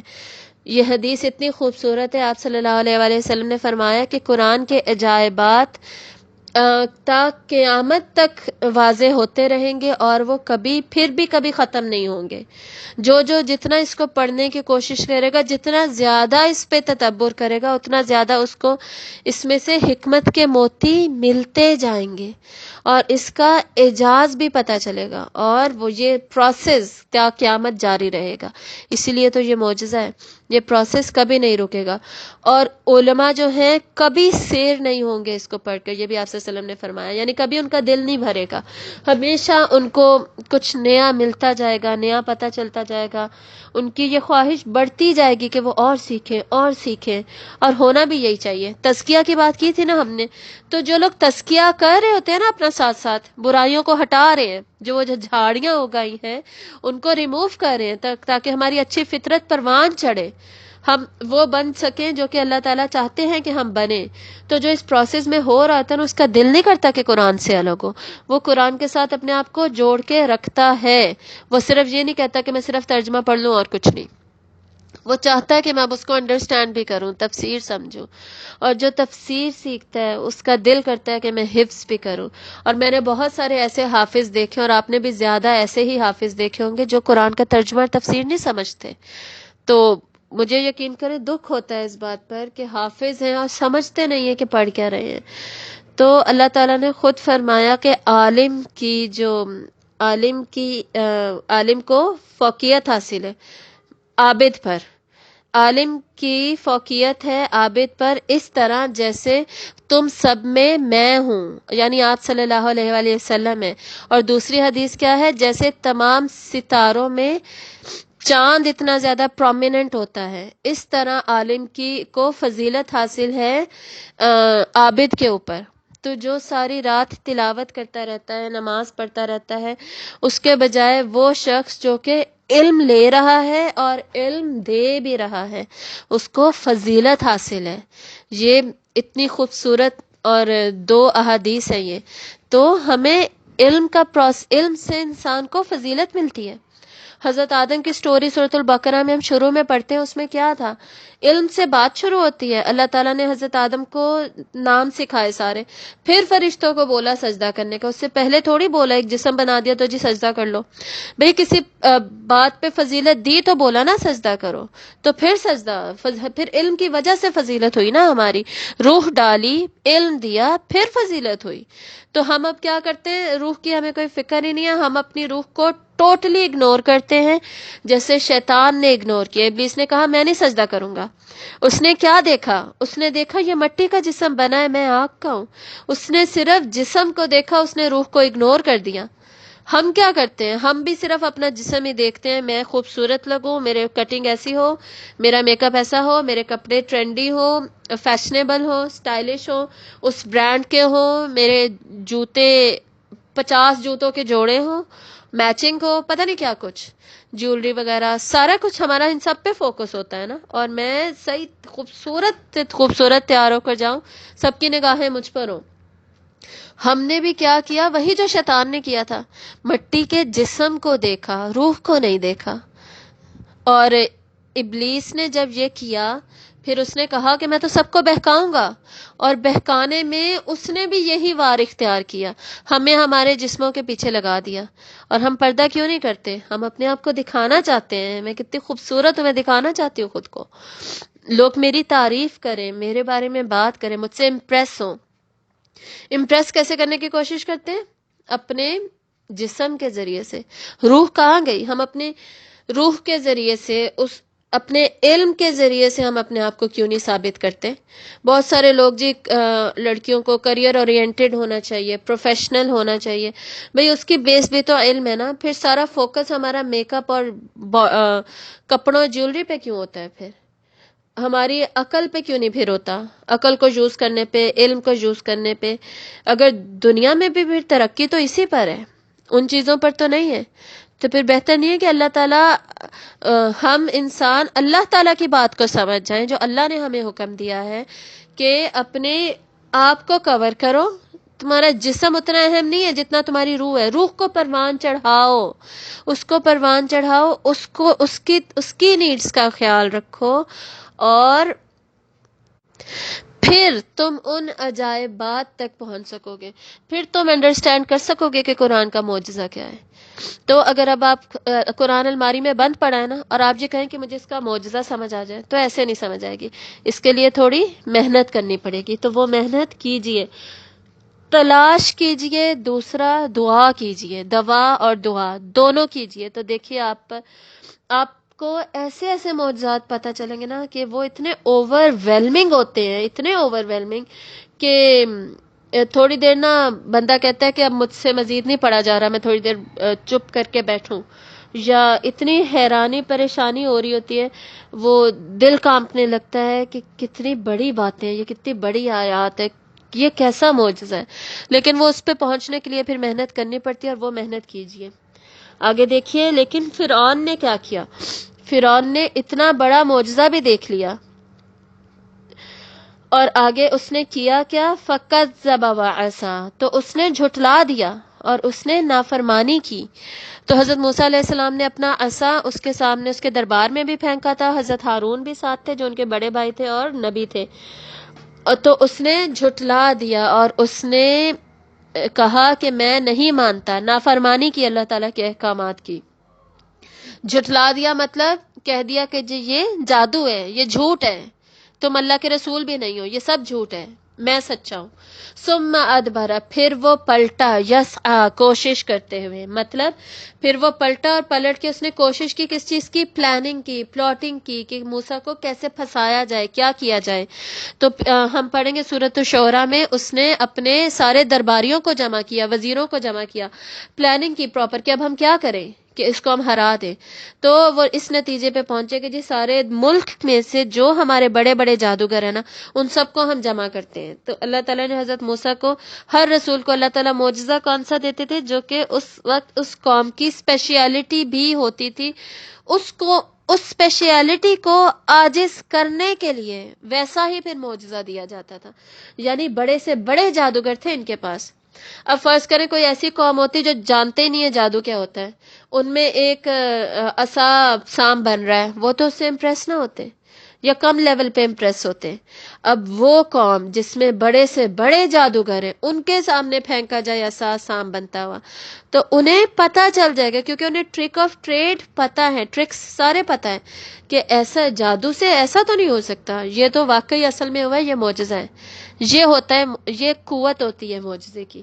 تو انہوں نے پھر پلاٹنگ کی، فرعون نے اپنے درباریوں کے ساتھ مل کے، اور درباریوں نے بھی کیا کہا کہ جی ہاں یہ تم سے تمہاری ملک چھیننا چاہتا ہے، تمہاری بادشاہت چھیننا چاہتا ہے. یہ سب قرآن مجید میں ہے، ہم انشاءاللہ آگے باقی صورتیں دوبارہ پڑھیں گے تو ہم ان پہ پہنچ جائیں گے ان پوائنٹس پہ. تو اب ہم سب کو جمع کرتے ہیں، سب اپنا جادو دکھائیں گے، یہ بھی جادو ہی کر رہا ہے، یہ اپنا جادو دکھائے گا اور پتہ چل جائے گا اور یہ پھر پکڑا جائے گا. تو سارے جادوگروں کو جمع کیا گیا، اور جادوگروں نے بھی اس وقت ڈیل کی جی کہ ہمیں انعام کیا ملے گا، پہلے یہ بتاؤ پھر ہم کریں گے. تو اور یوم الزینہ ایک دن تھا اس زمانے میں، جیسے عید کا دن ہوتا ہے، ایسا ان کا کوئی دن تھا جس کو وہ سیلیبریٹ کرتے تھے فرعون کی ساری قوم. تو اس دن کا ڈیسائیڈ کیا گیا، حضرت موسیٰ علیہ السلام نے خود فرمایا کہ یہ دن چوز کیا جائے، اور صبح کا وقت ہو، صبح کا ضحیٰ کا وقت ہو، جس وقت سورج نکل چکا ہوتا ہے لیکن سورج کی وہ تپش اور گرمی ابھی سٹارٹ نہیں ہوئی ہوتی، وہ والا وقت ہوگا. اور اس وقت ہم یہ کریں گے، مناظرہ کریں گے سارا، اور سارے، اور اس دن پھر وہ سارا کا سارا جو گراؤنڈ تھا وہ بھرا ہوا تھا، وہ میدان جو تھا لوگوں سے بھر چکا تھا، اور وہاں پہ جادوگروں نے پھر اپنا جادو دکھایا اور حضرت موسیٰ نے اپنا دکھایا. تو یہاں پر اس قصے کی بات ہو رہی ہے. اب اس کا انجام کیا ہوا وہ پھر تبھی انشاءاللہ پڑھیں گے. تو فحشر فنادا، پھر اس نے اکٹھا کیا، یعنی اس نے پھر سب کو اکٹھا کر لیا، جس کو وہ اکٹھا کر سکتا تھا. سارے لوگوں کو بھی اس دن اکٹھا کیا گیا کہ جی میلہ ہو رہا ہے، جشن ہو رہا ہے، اور جادوگروں کو بھی اکٹھا کیا گیا. فنادا، پھر اس نے پکارا، فقال انا ربکم الاعلی، پھر اس نے کہا انا ربکم الاعلی، میں تمہارا رب ہوں سب سے بلند، یعنی مکمل اقتدار میرا ہے، تم سب میرے سامنے جھکے ہوئے ہو، تم لوگ کچھ بھی نہیں ہو میرے سامنے. فحشرہ، حشرہ کا جو ورڈ ہے نا وہ اصل میں جانوروں کو اکٹھا کرنے کے لیے یوز ہوتا ہے. تو یعنی اس کا اپنے یہاں سے یہ پتہ چل رہا ہے کہ اس کا اپنے لوگوں کے ساتھ سلوک کیسا تھا، عام پبلک کے ساتھ، ایسے جیسے کہ کوئی ایک تو غلام قوم ہی تھی نا بنی اسرائیل، دوسرے جو اپنے بھی عام لوگ تھے ان کے ساتھ بھی کیسا سلوک تھا، انہیں اسی طرح سمجھا جاتا تھا جیسے کہ وہ جانور ہو، اس طرح انہیں اکٹھا کیا اور انہیں پکار کے پھر اس نے کہا کہ میں تمہارا رب ہوں، میں تمہارا مالک ہوں، میرے آگے کسی کی نہیں چلے گی، اور تم لوگ بھی صرف میری سنو گے اور کسی کی نہیں سنو گے. فَأَخَذَهُ اللَّهُ نَكَالَ الْآخِرَةِ وَالْأُولَى، تو پکڑ لیا اسے اللہ نے عذاب میں آخرت اور دنیا کے۔ تو اس کی اس بات پر اور اس کے بعد ہم جانتے ہیں کہ اللہ تعالیٰ نے اس کو کس طریقے سے غرق کیا۔ تو اللہ نے اسے بیسیکلی پکڑ لیا، اللہ کے عذاب نے اسے پکڑ لیا۔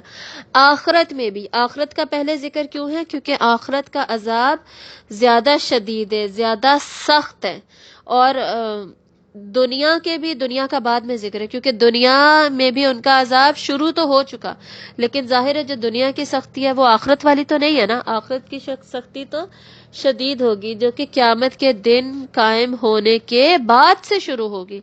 اس کے پہلے پہلے ان کا دنیا کا عذاب کیا تھا؟ انہیں غرق کر دیا گیا، اور ہم پڑھیں گے آگے جا کر کے اور مزید اس سے زیادہ ان کا کیا عذاب تھا۔ وہ لوگ فرعون اور آل فرعون قیامت تک آگ پر پیش کیے جائیں گے، صبح اور شام، یعنی وہ روز آگ پر ابھی بھی پیش کیے جاتے ہیں۔ یہ ان کا دنیا کا عذاب ہے، اور آخرت میں ان کے لیے پھر مزید شدید عذاب ہے۔ مطلب یہ شدت کے حساب سے یہاں پر آخرت پہلے آئی ہے، سیکوینس رکھا گیا ہے۔ تو اللہ تعالیٰ نے اس کو بہت موقع دیے، اس کو کئی دفعہ جو معجزہ تھا نا اس کو کئی دفعہ دکھایا گیا تھا، یہ ہم پڑھیں گے تو، لیکن وہ نہیں مانا، تو الٹیمیٹلی وہ پھر اللہ کی پکڑ کا حقدار ٹھہرا۔ ان فی ذالک لعبرۃ لمن یخشی، بے شک اس میں یقیناً عبرت ہے اس کے لیے جو خشیت اختیار کرتا ہو، جو ڈرتا ہو، جو اللہ کے آگے جھکتا ہو۔ تو مطلب اللہ تعالیٰ نے یہاں پہ اس واقعے کو کنکلوڈ کیا کہ یہ واقعہ تم سب کو کیوں سنایا گیا ہے؟ تاکہ تم اس سے خشیت اختیار کرو، تم اس سے سیکھو، اس سے عبرت اختیار کرو، عبرت حاصل کرو۔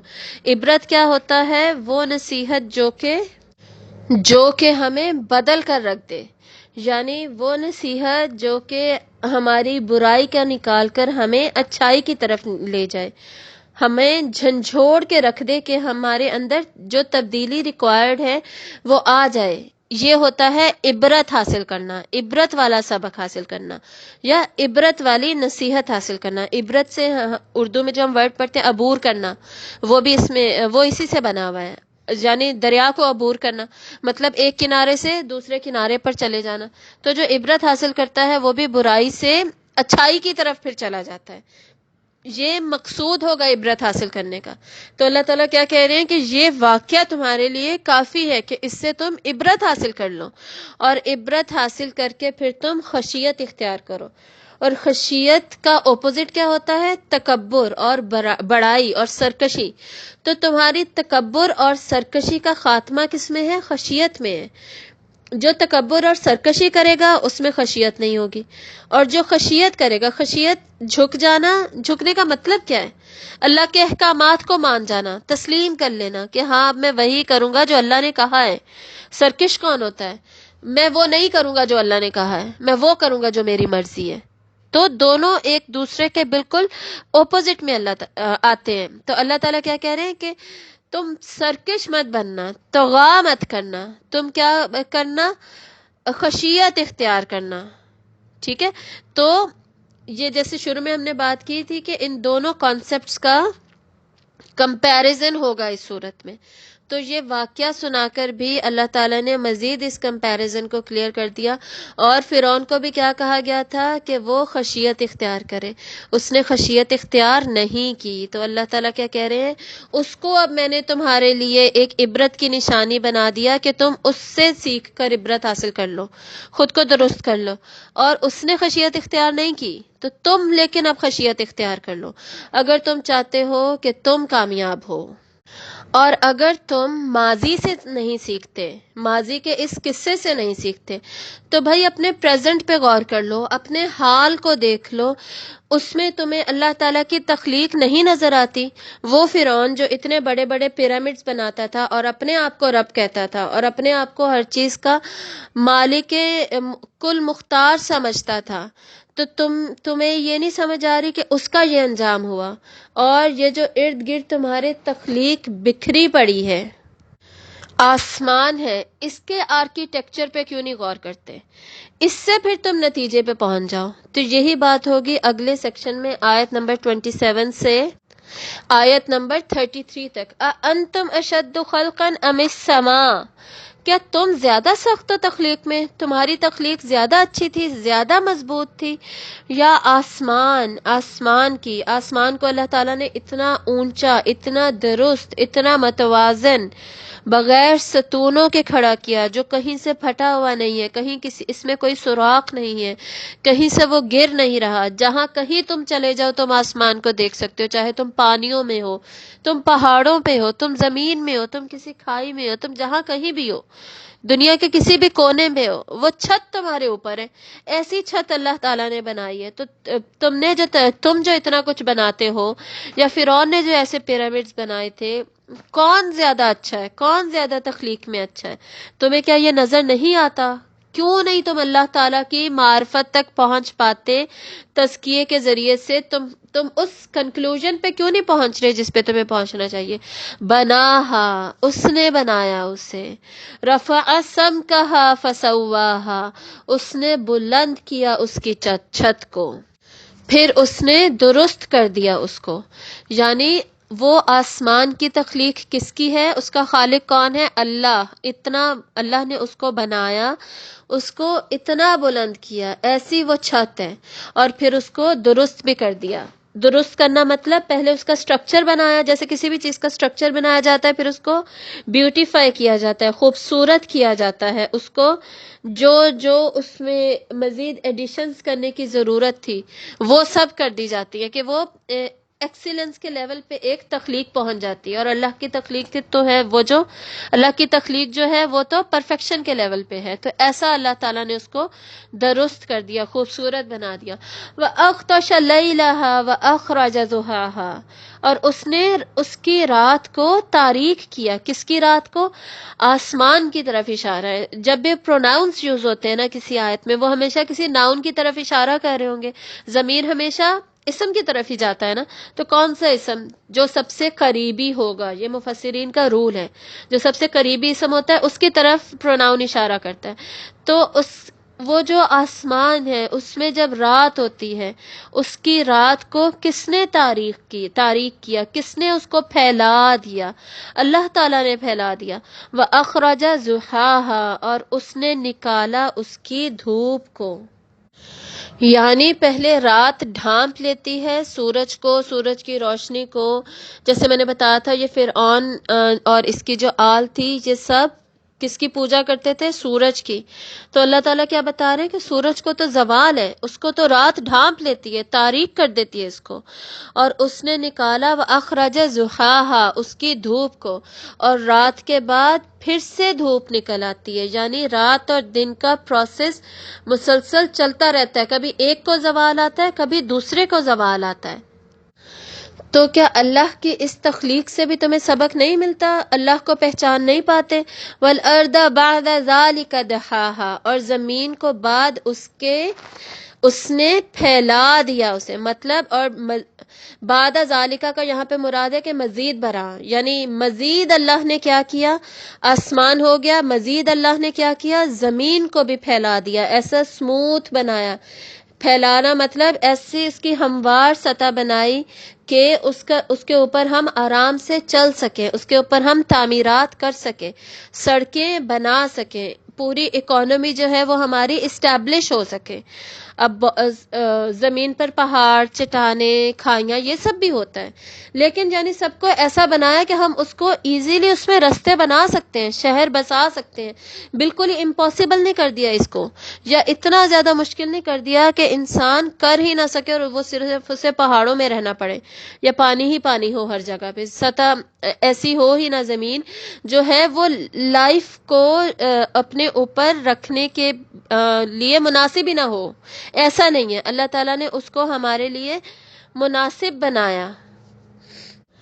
اخرج منہا ماءہا ومرعاہا، اس نے نکالا اس سے، یعنی زمین سے، اس کا پانی اور اس کا چارہ، مرعا، یعنی پھر زمین سے ہماری ضروریات بھی پوری کی، اس میں سے پانی بھی نکالا اور اس میں سے پودے، درخت، گندم، فروٹس، سبزیاں، جس چیز کی ہمیں ضرورت تھی وہ اس کے پودوں کے ذریعے سے ہم تک پہنچا دیے. ہمارا کھانا پینا، ہمارا لباس، سارا کچھ ہمیں اس کے زمین کے ذریعے سے ہمیں مل گیا.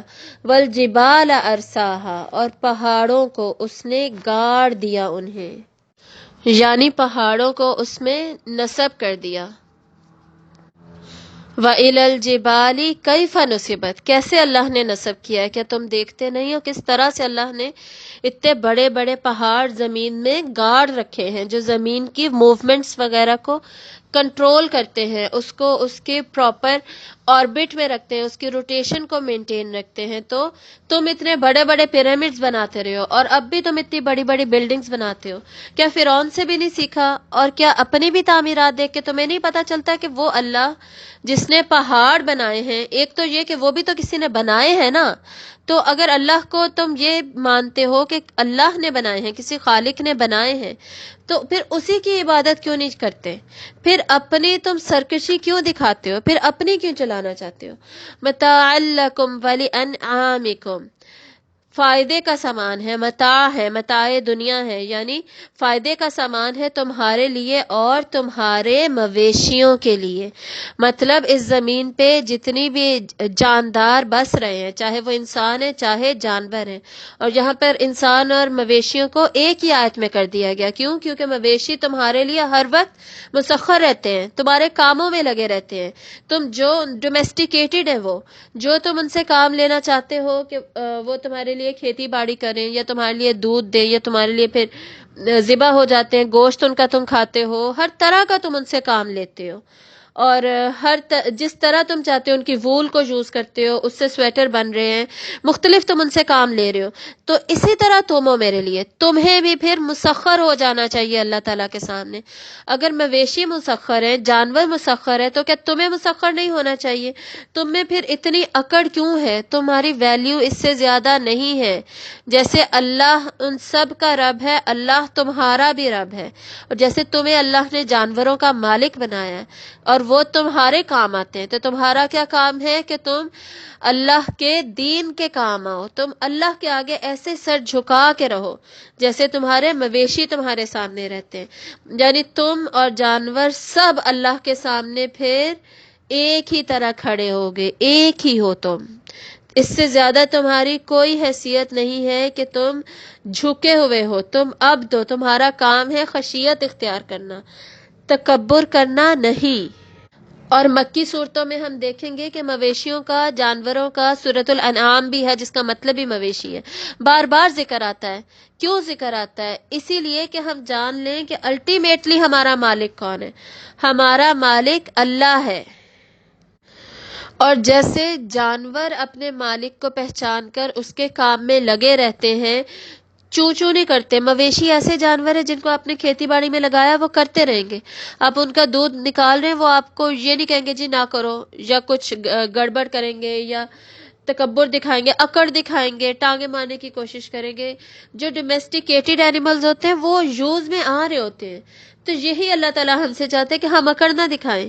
ہم یہ کیوں، وہ کیوں، ایسے کیوں، میں یہ نہیں کرنا چاہتا، یہ کیوں ہو رہا ہے، یہ سب ہم بھی نہ کریں. ہم اپنی اکڑ کو سائڈ پہ رکھ کے بندے بن کے رہیں. تو جب بھی آپ مکی صورتوں میں پڑھیں نا جانوروں کا ذکر آ رہا ہے، تو خود سے خود ہمارا ذہن، یہ سب سے پہلا لیسن ہے اور سب سے بڑا لیسن ہے جس کی طرف ہمارا ذہن خود چلے جانا چاہیے. تو یہاں پر یہ سیکشن مکمل ہوتا ہے جس میں ہم نے کیا سیکھا کہ تم پاسٹ سے نہیں سیکھ رہے، تم پریزنٹ میں اب دیکھ کر اللہ کی تخلیق سے ہی وہ لیسن لے لو جو لیسن تمہیں لینا چاہیے. اب آگے 34 سے 41 تک دوبارہ قیامت کا ذکر ہوگا، وہی قیامت جس کا شروع میں ذکر ہوا تھا. جیسے پہلے ہم نے پڑھا تھا مکی صورتوں میں، خصوصاً ان چھوٹی صورتوں میں رنگ سٹرکچر جو ہے، شروع کے سیکشنز لاسٹ سیکشن سے ریلیٹ کرے گا، سیکنڈ لاسٹ سیکشن سیکنڈ سے ریلیٹ کرے گا. جیسے سورۃ النبا کا چارٹ میں نے بھیجا تھا، اس میں آپ نے دیکھا ہوگا کہ وہ کیسے سیکشنز ایک دوسرے سے ریلیٹ کر رہے ہیں، اور سینٹر میں قیامت سے ریلیٹڈ بات ہو رہی ہے. تو اس میں ہم نے کیا دیکھا، شروع کے فرسٹ 2 سیکشنز قیامت سے ریلیٹڈ ہے، لاسٹ 2 سیکشنز قیامت سے ریلیٹڈ ہوں گے، اور بیچ میں جو 2 سیکشنز تھے، ٹوٹل 6 ہے نا، بیچ میں جو 2 سیکشنز تھے وہ دونوں لیسن سے ریلیٹڈ ہے، کہ تم اپنی ہسٹری سے لیسن لو، اس سے سیکھو، ماضی سے سیکھ لو، یا تم اپنے پریزنٹ سے لیسن لو، اور پھر تم اپنے جو قیامت کا دن ہے جو فیوچر میں آنے والا ہے اس کے لیے پھر تم تیاری کر لو. تو اس لیے بات پھر دوبارہ وہیں پہ آ گئی آیت نمبر 34 سے، اور قیامت کے ساتھ ساتھ یہاں پہ پھر انجام کا بھی ذکر آ جائے گا دوبارہ. جو سرکشی کریں گے، کمپیریزن تھا نا اس صورت میں، جو سرکشی کریں گے ان کا کیا انجام، اور پھر جو خشیت کریں گے ان کا کیا انجام. فَإِذَا جَاءَتِ الطَّامَّةُ الْكُبْرىٰ، پھر جب آ جائے گی آفت بہت بڑی، طامہ بہت بڑی آفت، جو پہلے کبھی تم نے نہیں دیکھی، اس طرح کی آفت آ جائے گی. الکبرا بہت بڑی، ایک تو طامہ آلریڈی بہت بڑی آفت ہے، الکبرا ایڈ کر کے اس کو مزید بڑا کر کے دکھایا جا رہا ہے کہ کتنا دہشت ناک وہ دن ہوگا قیامت کا دن. اس کی دہشت کو تم ابھی سے سمجھ جاؤ کہ وہ اتنی بڑی آفت ہوگی. اور پیچھے بھی ہم نے الکبرا کا ورڈ پڑھا تھا نا، فَأَرَاهُ الْآيَةَ الْكُبْرَىٰ. تو جو اللہ کی آیت الکبرا کو نہیں مانتا وہ پھر طامۃ الکبرا کے لیے تیار رہے. ہمارے پاس بھی ہے نا آیت الکبرا، اللہ تعالیٰ کی بہت بڑی نشانی، اللہ کا معجزہ قرآن. اگر ہم بھی اس سے نہیں مانتے تو بس، اگر اس پہ عمل نہیں کرتے تو بس اس دن کی دہشت کے لیے پھر ہم تیار ہوں. یہ یہاں پر حکم واضح کیا جا رہا ہے. اور اس صورت میں ہم دیکھتے ہیں بار بار ورڈز ریپیٹ ہوتے ہیں، یہی والے ورڈز بار بار ریپیٹ ہوں گے. یوم، صرف یہ ایک ورڈ نہیں، بہت سارے ورڈز ہیں جو کہ 2 بار آ رہے ہیں، ان کو ابھی ہم دیکھتے جائیں گے. یوم یتذکر الانسان ما سعی، اس دن یتذکر یاد کرے گا انسان، ما سعی جو اس نے کوشش کی. تو جو کوشش کی مطلب جو اس نے عمل کیے دنیا میں، صرف عمل ہی نہیں کیے، عمل تو خصوصاً وہ ہوتے ہیں جو کر لیا، کر کے انجام تک پہنچا دیا. اللہ تعالیٰ کیا کہہ رہے ہیں، جو تم کوشش بھی کر رہے تھے ابھی تم نے پورا کیا نہیں تھا، جو تم صرف ابھی جس کے لیے اپنی کوششوں کو تیار کر رہے تھے، سٹارٹ ہی کر رہے تھے ابھی، تو ایک ایک کوشش اس دن اللہ تعالیٰ کی نظر میں ہوگی، ہمارے اعمال ناموں میں لکھی ہوئی ہوگی اور سامنے ہوگی. سورۃ الکہف میں ہم پڑھتے ہیں نا کہ کیسے ہیں یہ اعمال نامے، جنہوں نے کچھ بھی نہیں چھوڑا، نہ کچھ چھوٹا سا نہ کچھ بڑا سا، کوئی ایک آہ بھی کسی نے نکالی، ماں باپ کے سامنے اف بھی کیا، اللہ کے احکامات کے سامنے چوں چوں کی، سارا کچھ لکھا ہوا ہے، جو کوشش کی. اور اس دن پھر انسان کیا کرے گا، اس وقت کو یاد کرے گا، کاش کہ میں نے یہ سب نہ کیا ہوا ہوتا، کاش یہ سب نہ ہوا ہوتا، کاش میں مانتا، میں ایمان رکھتا قیامت کے دن پر. آگے سورہ، اب اس سے اگلی ہی صورت اور اس سے آگے اسی میں ہم دیکھ لیں گے جو کامیاب ہوں گے نا قیامت کے دن، وہ کیا کہیں گے، انی ظننت انی یوم الحسابیہ، میں یقین رکھتا تھا کہ قیامت کا دن آئے گا. یقین مطلب کون سا یقین، وہ جو عمل کو بدل دیتا ہے. جو عمل کو نہیں بدلتا نا، وہ چاہے ایمان ہو اس کا فائدہ کوئی نہیں ہے، اس کی نیگیشن ہو رہی ہے. اور جو لوگ اپنے بائیں ہاتھ میں کتاب دیے جائیں گے نا، وہ کیا کہیں گے کہ ہمیں یقین ہی نہیں تھا کہ کیا، ایسے ہی ہم ڈاؤٹ میں ہی تھے، شک میں ہی تھے، بس تھوڑا بہت پتا تھا لیکن عمل نہیں بدلا ہم نے اس سے. کیوں؟ کیونکہ ہم ایسے ایزی لے رہے تھے نا ہم. تو ان کا انجام پھر اچھا نہیں ہوگا. اور اس دن وہ پھر انسان یہ سب کچھ، یہی باتیں سارا کچھ یاد کرے گا اور یہی کچھ پھر اس کے منہ پہ بھی ہوگا، اور پھر سب خاموش کر دیے جائیں گے، کوئی بول بھی نہیں سکے گا. تو ہر کوئی اپنی کوششیں دیکھ رہا ہوگا. اور آگے ہم پڑھیں گے جنتیوں کے بارے میں، لِسَعْيِهَا رَاضِيَةٌ، وہاں پہ بھی سعی کی بات ہے کہ وہ اپنی سعی سے، اپنی کوششوں سے راضیہ، راضی ہوں گے، خوش ہوں گے. تو انسان وہاں پر ہر کوئی اپنی اپنی کوششوں کو دیکھ رہا ہوگا. اور جیسے پیچھے ہم نے پڑھا تھا، کلو نفس بما کسبت رہینہ، ہر انسان نے جو جو کمایا وہ اس کے سامنے ہوگا، وہ اس کے ذہن میں ہوگا، اس کی نظر میں ہوگا. اعمال نامے بچھے ہوئے ہوں گے، بکھیر دیے جائیں گے. اذا الصحف نشرت، سامنے پھیلا دیے جائیں گے، سب کو سب پتا ہوا ہوگا. بل الانسان علی نفسہ بصیرہ، سورۃ القیامہ میں ہم نے پڑھا تھا نا کہ انسان اپنے نفس کو خوب دیکھنے والا ہے، بصیرہ بصارت والا ہے، وہ اپنے آپ کو دیکھ رہا ہے میں نے کیا کیا کیا نہیں. اور یہ اس دن کی ہی بات ہو رہی ہے، قیامت کے دن وہ دیکھ رہا ہوگا، اپنے آپ کو جانتا ہوگا. آج ہم اگنور کر دیتے ہیں نا کہ میں نے تو یہ نہیں کیا، یا میں اتنا بھی برا نہیں ہوں، میں نے اگر 5 برے کام کر لیے تو کیا ہوا، 6 اچھے بھی تو کیے. تو اس دن سے یہ احساس ہوگا، اور اپنے آپ کو دیکھ کر اس دن پتہ چلے گا ہاں میں نے اتنی بڑی بڑی برائیاں کی تھی جن کو میں دنیا میں ویلیو نہیں کوئی دے رہا تھا نا کہ میں توبہ کر لوں، میں معافی مانگ لوں. تو اس دن پھر اتنا زیادہ احساس ہوگا، اس دن انسان اپنی کوششوں کو دیکھ رہا ہوگا. ویسے یہ ایک آیت ہی کافی ہے ہمیں جھنجھوڑنے کے لیے اور ہمیں جگانے کے لیے. اور پھر آگے کیا ہوگا، اب انسان اب ان کیفیات کو نا اب سمجھے کہ ہم اب یہ دیکھ رہے ہیں، سوچ رہے ہیں، کھڑے ہیں وہاں پہ. اور آگے پھر کیا ہوگا، وَبُرِّزَتِ الْجَحِیمُ لِمَن یَرَیٰ، اور ظاہر کر دی جائے گی، سامنے لے آئی جائے گی، آ جائے گی، ہمیں نظر آنے لگ جائے گی جہنم اس کے لیے جو دیکھتا ہے، مطلب ہر ایک کے لیے جو جو وہاں پر موجود ہیں. اور قیامت کے دن کون موجود ہوں گے، سارے کے سارے، پہلے انسان سے لے کر آخری انسان سب موجود ہوں گے. اور قیامت کو جہنم کو بالکل واضح طور پر دکھا دیا جائے گا. برزت کیسا دکھانا کہ اب اس میں کوئی ڈاؤٹ نہیں رہے گا، اچھا یہ جہنم ہی ہے، یا یہ کچھ اور ہے، یا یہ پہاڑ سے پھٹ کے لاوا نکل رہا ہے، یا یہ ہماری نظر کا دھوکہ ہے، یا کوئی بہت بڑی اسکرین لگی ہوئی ہے. یعنی کچھ بھی انسان ایسا کچھ بھی اس کے ذہن میں آئے گا ہی نہیں. اتنی کلیئر، اتنی واضح سچائی ہوگی، حقیقت ہوگی وہ، اور اس سے وہ فوراً سیکھ لے گا کہ سمجھ لے گا کہ جی یہ جہنم ہی ہے. اور یعنی کسی سے پوچھنا بتانا بھی نہیں پڑے گا کہ جی اپنے ارد گرد فرشتوں سے پوچھنے، ہر ایک کے ساتھ فرشتے ہوں گے نا، بروں کو گھسیٹ رہے ہوں گے، کھینچ رہے ہوں گے، وہ رسیاں وغیرہ جو تھیں لوہے کی وہ پہنائی جا رہی ہوں گی، جو ہتھ کڑیاں تھیں وہ پہنائی جا رہی ہوں گی، توق جو تھے وہ ڈالے جا رہے ہوں گے، اور اچھوں کے ساتھ بھی ان کے اچھے فرشتے ہوں گے جو انہیں لے کر جا رہے ہوں گے. تو یہ بھی نہیں کہ کسی سے پوچھنے بتانے کی ضرورت ہوگی. ایک تو ہر کوئی دیکھ رہا ہوگا، اور ہر دیکھنے والا جان جائے گا دیکھتے ہی کہ یہ وہی جہنم ہے جس کا اللہ نے قرآن میں ذکر کیا تھا کہ جس کو کتنے فرشتے کھینچ کر لا رہے ہوں گے، اور وہ چیخ رہی ہوگی، چنگاڑ رہی ہوگی، اس میں سے خوفناک آوازیں آ رہی ہوں گی، اس کی جو ایک ہوا کا جھونکا ہوگا وہ کسی انسان تک پہنچ جائے تو وہ کانپنے لگ جائے گا کہ یا اللہ مجھے اس سے بچا لے، اس میں نہیں جانا. اور وہ اتنی خوفناک نظر آ رہی ہوگی. اور اس آیت سے زیادہ تر مفسرین نے یہی رائے لی ہے کہ وہ سب کو دکھائی جائے گی، جنتیوں کو بھی، جہنمیوں کو بھی. اور حدیث سے بھی ہمیں یہ پتہ چلتا ہے، آپ صلی اللہ علیہ وسلم نے فرمایا کہ سب کو اس کی جگہ دکھائی جائے گی، ہر ایک کو جہنم بھی دکھائی جائے گی اور جنت بھی. اگر کوئی برا انسان ہے اس کو دکھایا جائے گا کہ اگر تم اچھا کرتے نا تو یہ جگہ تھی تمہاری جنت میں، لیکن یہ تم اب جہنم میں جا رہے ہو. اور جو اچھے لوگ ہیں انہیں بھی دکھایا جائے گا کہ وہ تھی وہ جہنم، لیکن تم نے اچھا کیا، تم اپنی اس والی جگہ سے بچ گئے، اب تم جنت میں جا رہے ہو. تو ہر ایک کو دکھایا جائے گا، کیوں؟ تاکہ وہ شکر گزار ہوں. اور جب جنت میں جنتی داخل ہو رہے ہوں گے تو پہلا کلمہ ان کا کیا ہوگا؟ پہلا وہ کیا کہہ رہے ہوں گے؟ الحمدللہ الذی ہدانا لہذا، اللہ کا شکر ادا کر رہے ہوں گے کہ اللہ نے ہمیں اس کے لیے ہدایت دی.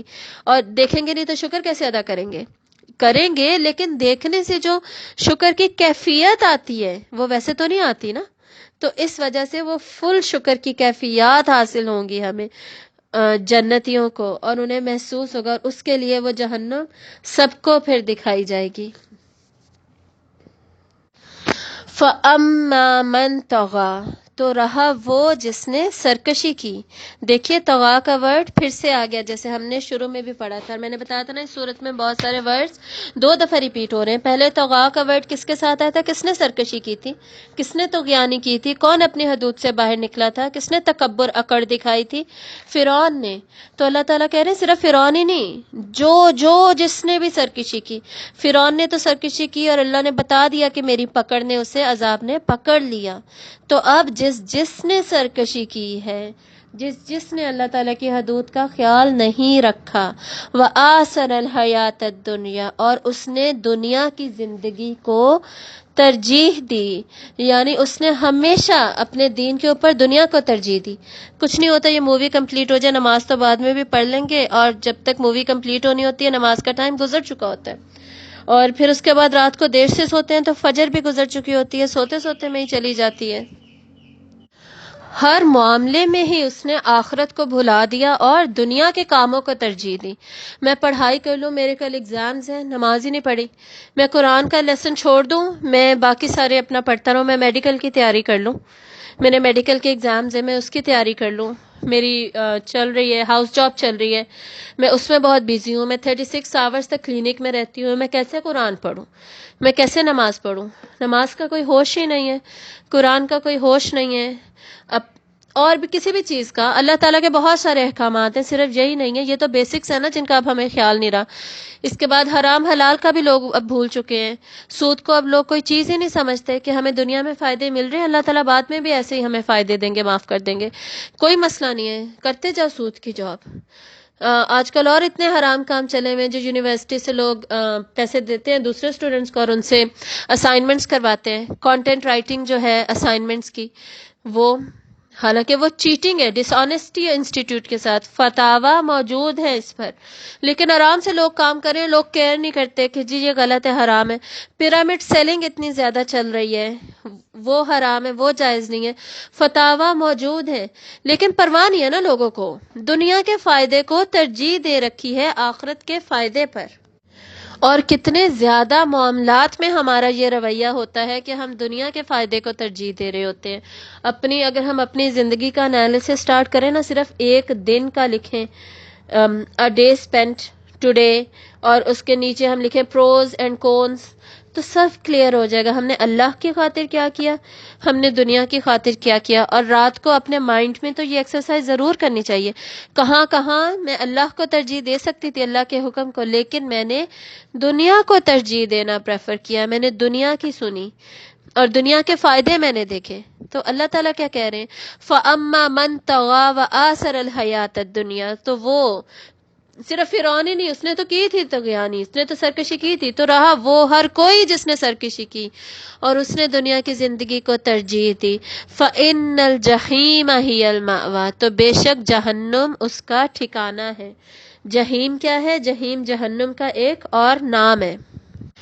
جہیم کا مطلب ہوتا ہے کہ کوئی ایسی جگہ جو کہ آگ سے بھری ہوئی ہو، جس کے اندر آگ پہ آگ، آگ پہ آگ، آگ پہ آگ، ایسی آگ ہو۔ تو جہنم کی بیسکلی ایک ڈسکرپشن دی جاتی ہے، جیسے ہمیں پتہ ہے کچھ تو نام ہوتے ہیں نا ذاتی نام، ان کے بھی میننگز ہوتے ہیں، لیکن اس کے علاوہ کسی کے ہوتے ہیں صفاتی نام، جیسے کسی کی خوبصورتی کو دیکھ کے اس کو یا کسی پہ بہت پیار آتا ہے، میرا بچہ ہے میں اسے گڑیا بلاؤں، میری بیٹی ہے، یا اس طرح پیار سے نام ہم رکھتے ہیں تو اس کا اپنا ایک مطلب ہوتا ہے۔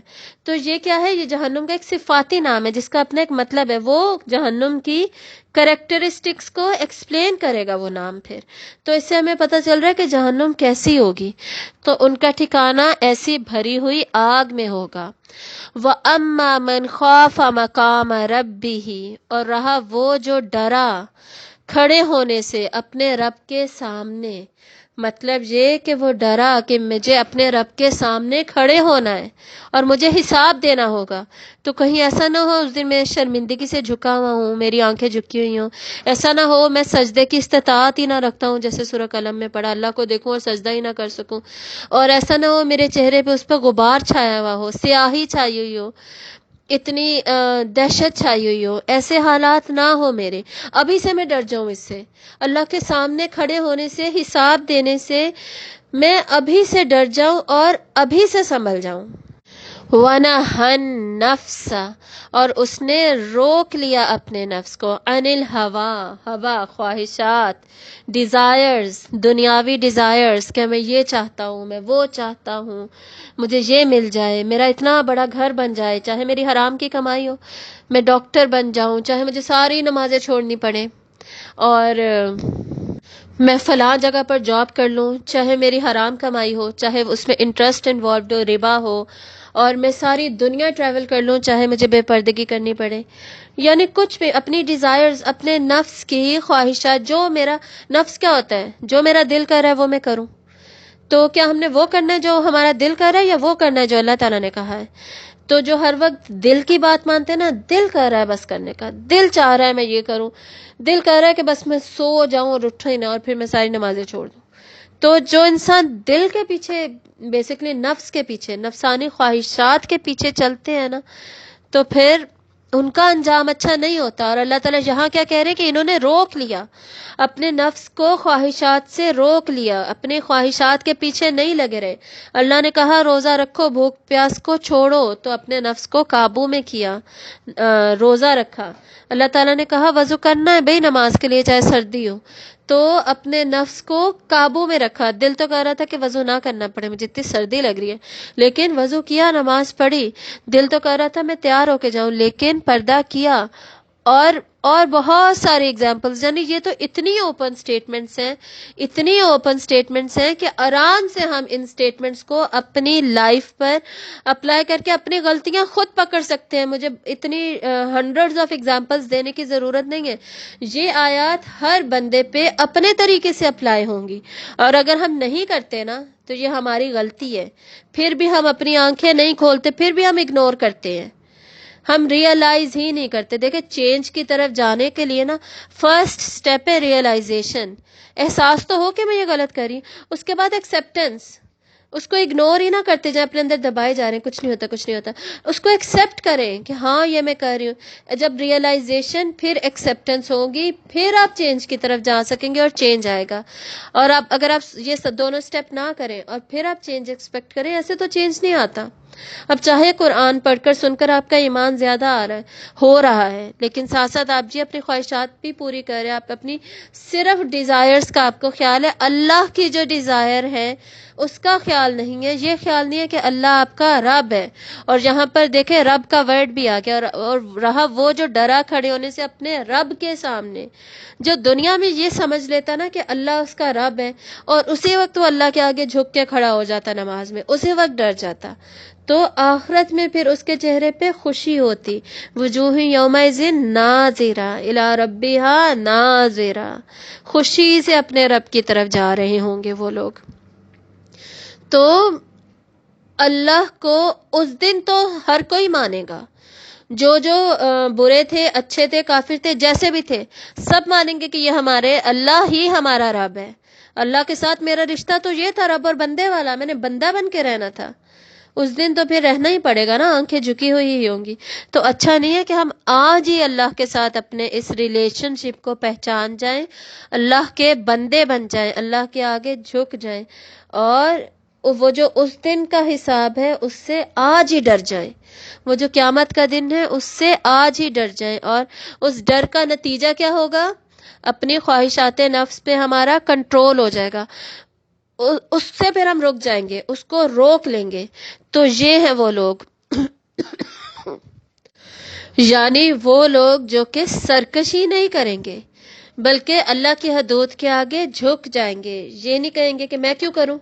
دو ہی طریقے ہیں نا، ایک لائن کوئی کھینچتا ہے، آپ کے والدین ایک لائن کھینچتے ہیں اور کہتے ہیں بچے اس سے آگے نہیں جانا، تو جو کہے گا کہ جی امی نہیں جاؤں گا، تو وہ اس نے اپنا سر جھکا لیا نا. اور جو کہے گا نہیں میں اس لائن کے آگے ہی جاؤں گا، اس نے سرکشی کی نا. تو یہ جو لائن کے آگے اور پیچھے کے دونوں رویے ہیں نا، وہ دونوں ہم اس صورت میں ڈسکس کر رہے ہیں. تو وہ جس نے اپنے آپ کو خواہش سے روک لیا، اب دل کر رہا تھا کہ میں جاؤں، لیکن کہا کہ نہیں امی میں نہیں جاؤں گا. تو ایسے ہی جس نے اپنے رب کے سامنے اپنے رب کے احکامات کو مانتے ہوئے اپنے آپ کو خواہشات سے روک لیا، وہ کیا ہے؟ فَإِنَّ الْجَنَّةَ هِيَ الْمَأْوَىٰ، تو یقیناً جنت ہی اس کا ٹھکانہ ہے. اس کے لیے اس کا انجام، اس کا اچھا انجام ہوگا. اور کہاں پر ہوگا؟ جنت میں. جنت اس کو واپسی کی جگہ ملے گی، وہ لوٹے گا تو ڈائریکٹ جنت میں جائے گا. تو یہ تھا 5th سیکشن، یعنی سیکنڈ لاسٹ سیکشن، جس میں کہ قیامت اور پھر قیامت کے نتیجے میں دو انجام دونوں بتا دیے گئے، اور وہ کیوں، ان کی وجہ بھی بتا دی گئی. اور پھر لاسٹ سیکشن جس میں دوبارہ قیامت کا ذکر ہے، جیسے فرسٹ سیکشن میں بھی تھا، first and second last and last. تو لاسٹ میں کیا بات ہو رہی ہے؟ پھر سے قیامت کے بارے میں پوچھ رہے ہیں. شروع میں کیا کہہ رہے تھے؟ یقولون، وہ کہتے ہیں. وہ اس وقت بھی قیامت کے بارے میں کہہ رہے تھے اور اس وقت مذاق اڑا رہے تھے، اور ابھی بھی اللہ تعالیٰ دوبارہ ان کے سوال کا ذکر کر رہے ہیں اور مذاق ہی اڑا رہے ہیں. وہ یسألونک عن الساعۃ ایان مرساہا، وہ سوال کرتے ہیں آپ صلی اللہ علیہ وآلہ وسلم سے قیامت کے بارے میں، کب ہے اس کا ٹھہرنا، کب آئے گی وہ. آخر آپ کب سے ہمیں بتا رہے ہیں کہ جی قیامت آنے والی ہے، کب آئے گی، آ کیوں نہیں جاتی؟ یعنی اس طرح کیوں کہا جاتا ہے؟ اپنی بے یقینی دکھانے کے لیے نا، کہ ہم نہیں مانتے آئے گی. کب؟ اگر آنی ہے تو آ جائے، پھر لے آئیں. آپ آ کیوں نہیں رہی، کب آئے گی؟ اس طرح مذاق اڑانے کے لیے. فیما انت من ذکراہا، فیما کس میں ہے، یعنی کس فکر میں ہے، آپ کیوں اس خیال میں ہیں اس کے ذکر سے، یعنی اس قیامت کے بارے میں آپ کیوں اس فکر میں ہیں کہ وہ کب آئے گی. مطلب یہ آپ صلی اللہ علیہ وآلہ وسلم سے کہا جا رہا ہے، اور یہ کہا جا رہا ہے کہ ان کے بار بار سوالات کرنے پہ آپ کیوں اس فکر میں پڑتے ہیں کہ جی وہ کب آئے گی. آپ ان کے سوالوں سے پریشان نہ ہوں، آپ اور نہ ہی آپ انہیں جواب دیجئے. آپ کو تو پتہ بھی نہیں ہے، قیامت کا علم صرف اللہ تعالیٰ کہہ رہے ہیں میرے پاس ہے اور میں ہی جانتا ہوں. آپ تو ان کو جواب نہیں دے سکتے. تو آپ اس فکر میں، ان سوالوں سے اس فکر میں مت پڑھیے کہ آپ انہیں بتائیں گے کہ قیامت کب آنی ہے. اس کے قیامت کے ذکر سے، قیامت کے وقت کے تعین سے آپ اس بات میں نہ پڑیں، اور ان لوگوں کے بار بار پوچھنے سے آپ اس بات پر پریشان نہ ہوں. اور ان لوگوں سے بھی کہہ دیں کہ آپ کو اس کا علم نہیں ہے، یہ صرف اللہ کے لیے ہے. اِلَىٰ رَبِّكَ مُنتَهَاهَا، اس کی فکر نہ کیجئے بلکہ اس بات کی فکر کیجئے. اور ان لوگوں کو بھی چاہیے کہ اس کے وقت کی فکر نہ کریں، اس بات کی فکر کرو کہ اِلَىٰ رَبِّكَ مُنتَهَاهَا، اپنے رب کی طرف انتہا ہے، اس کی اپنے رب کی طرف جانا ہے، واپسی ہے. انتہا مطلب تمہاری ابتدا ہوئی تھی کہیں سے، اب تمہاری انتہا ہوگی، انجام ہوگا. تو وہ جو انجام ہونے والا ہے وہ اللہ کی طرف ہونا ہے، اللہ کے سامنے جا کے کھڑے ہونا ہے، حساب دینا ہے. اس چیز کی فکر کرو، اس چیز کی نہیں کہ وہ کب آئے گی. تو سوال بھی تمہارا یہ ہونا چاہیے کہ وہ جب بھی آئے گی بس میں اس میں پاس ہو جاؤں، اس کی تیاری میں نے کیسے کرنی ہے وہ مجھے پتہ چلے. اس کے بارے میں پوچھو، اس کی فکر کرو.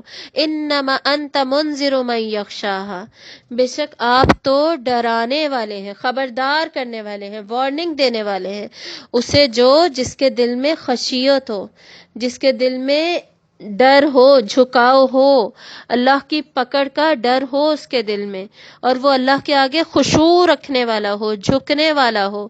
تو مطلب یہ کہ آپ صلی اللہ علیہ وسلم نے خبردار تو سب کو ہی کرنا ہے، آپ نذیر تو سب کے لیے ہیں، لیکن اس میں سے اس نذیر، اس نیوز کو، اس ڈرانے کو، خبردار کرنے کو لے گا کون؟ اس وارننگ کو کون لے گا وہی جو کہ آلریڈی خشیت اختیار کرنے والا ہے. اسی لیے بار بار اوپر یخشا کا ورڈ آیا. حضرت موسیٰ علیہ السلام نے فرعون کو کیا کہا تھا کہ تم تزکیہ کرو. کیا تم تزکیہ کرو گے جس کے نتیجے میں تم اللہ کی خشیت اختیار کرو؟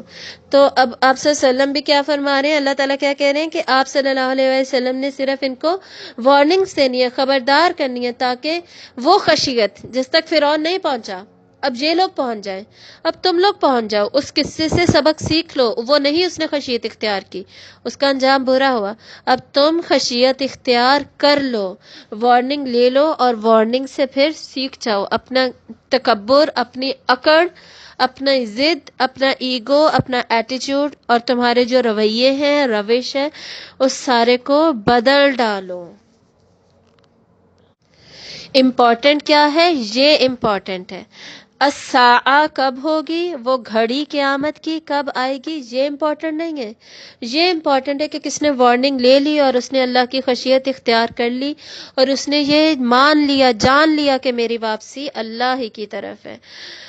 كَأَنَّهُمْ يَوْمَ يَرَوْنَهَا لَمْ يَلْبَثُوا إِلَّا عَشِيَّةً أَوْ ضُحَاهَا، گویا کہ وہ اس دن دیکھیں گے اسے تو کہیں گے نہیں وہ ٹھہرے مگر عشیتاً، پچھلا پہر، پچھلا پہر مطلب عصر کے وقت سے آگے کا ٹائم، یا ضحاہا، یا صبح کا جو وقت ہوتا ہے تھوڑا سا، یعنی اس دن جس دن وہ قیامت کا دن دیکھ لیں گے، اور اس دن پھر ان کی کیفیت کیا ہوگی کہ ہم آدھا دن بھی نہیں ٹھہرے دنیا میں، اتنی کم ہماری زندگی تھی، اور ہم اس زندگی کو پریفر کرتے رہے، اور ہم اس کے پیچھے لگے رہے، متاع دنیا کا خیال کرتے رہے، ہم نے اس کو پریفرنس دی، اپنی خواہشات کے پیچھے ہم لگے رہے، ہم نے اتنی سرکشی صرف اس دنیا کو پانے کے لیے، اس دنیا کے فوائد کے لیے لگا دی، اور ہم نے اس آخرت کی فکر ہی نہیں کی۔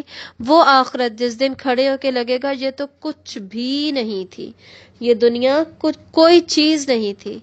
تو وہ جو اس دن ہمیں احساس ہونا ہے، ہمارے لیے بہتر یہ ہے کہ ہم اس احساس کو آج ہی اپنے اندر پیدا کر لیں، چاہے جتنی بھی ابھی ہماری زندگی سلو چل رہی ہو، جتنی بھی ہمیں لمبی لگ رہی ہو، 60 70 80 90 سال ہمیں بہت لمبے لگتے ہیں، حالانکہ وہ قیامت کے دن کے ایک دن کے سامنے، وہ ایک دن جو 50,000 سال کے برابر ہوگا، اس کے سامنے وہ کچھ بھی نہیں ہے، کچھ بھی نہیں۔ اور اس دن ہمیں کیا لگے گا، بس ایک ہی تو لمحہ ہم گزار کے آئے ہیں، وہ شام کا، اور وہ صبح سویرے کا وقت، ضحیٰ کا وقت جو فجر کے فوراً بعد ہوتا ہے، جس میں موسٹلی دنیا سو رہی ہوتی ہے۔ شام کو اکثر لوگ سو رہے ہوتے ہیں، ساری ساری رات سوئے رہتے ہیں، دوپہر کو جا کے اٹھتے ہیں، اور وہ جو سونے میں گزار دیا سارا وقت، وہ سارا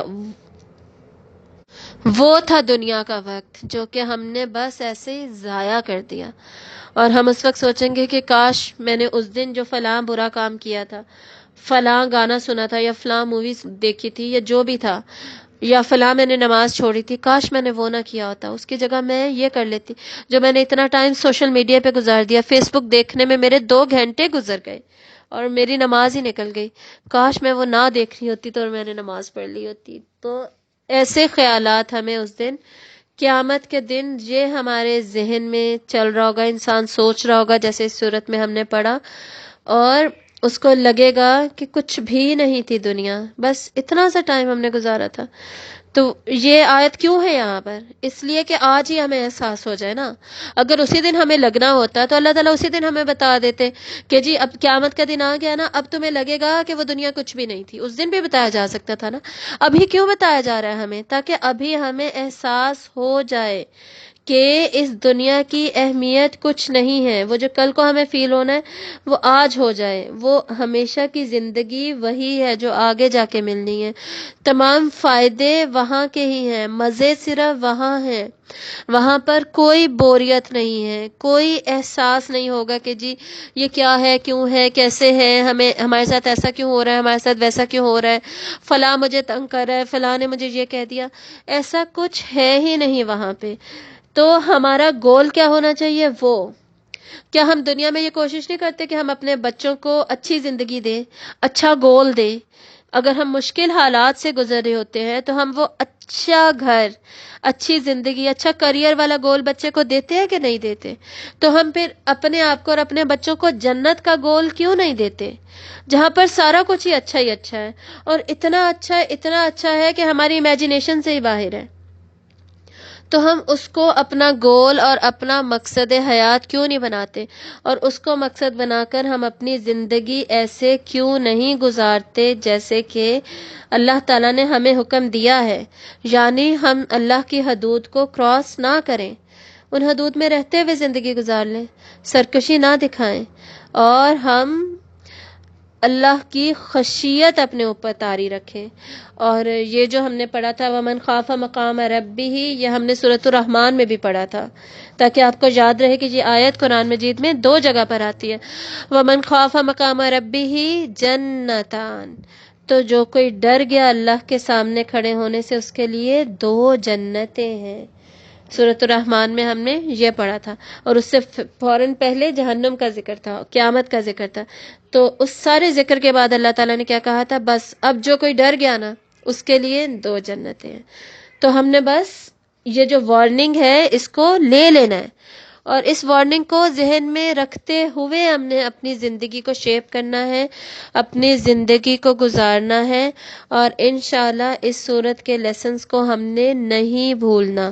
اور اس میں جو کمپیریزن کیا گیا ہے وہ کیوں کیا گیا ہے؟ تاکہ ہم چوز کر لیں کہ ہم یہ بننا چاہتے ہیں یا ہم وہ بننا چاہتے ہیں، سرکش بننا چاہتے ہیں یا خشیت والا بننا چاہتے ہیں، اکڑ والا بننا چاہتے ہیں یا جھکا ہوا بننا چاہتے ہیں، ہم اللہ کی حدود کو توڑنے والا بننا چاہتے ہیں یا اللہ کی حدود کو پورا کرنے والا بننا چاہتے ہیں، فرعون جیسا اپنا انجام چاہتے ہیں یا اپنا انجام اچھا چاہتے ہیں، حضرت موسیٰ علیہ السلام کے ساتھ چاہتے ہیں، حضرت محمد صلی اللہ علیہ وآلہ وسلم کا ساتھ چاہتے ہیں۔ اللہم اجعلنا منہم، یا اللہ ہمیں انہی میں سے بنانا، انہی کے ساتھ بنانا۔ سبحانک اللہم و بحمدک، اشہد ان لا الہ الا انت، استغفرک و اتوب الیک۔ السلام علیکم ورحمۃ اللہ وبرکاتہ۔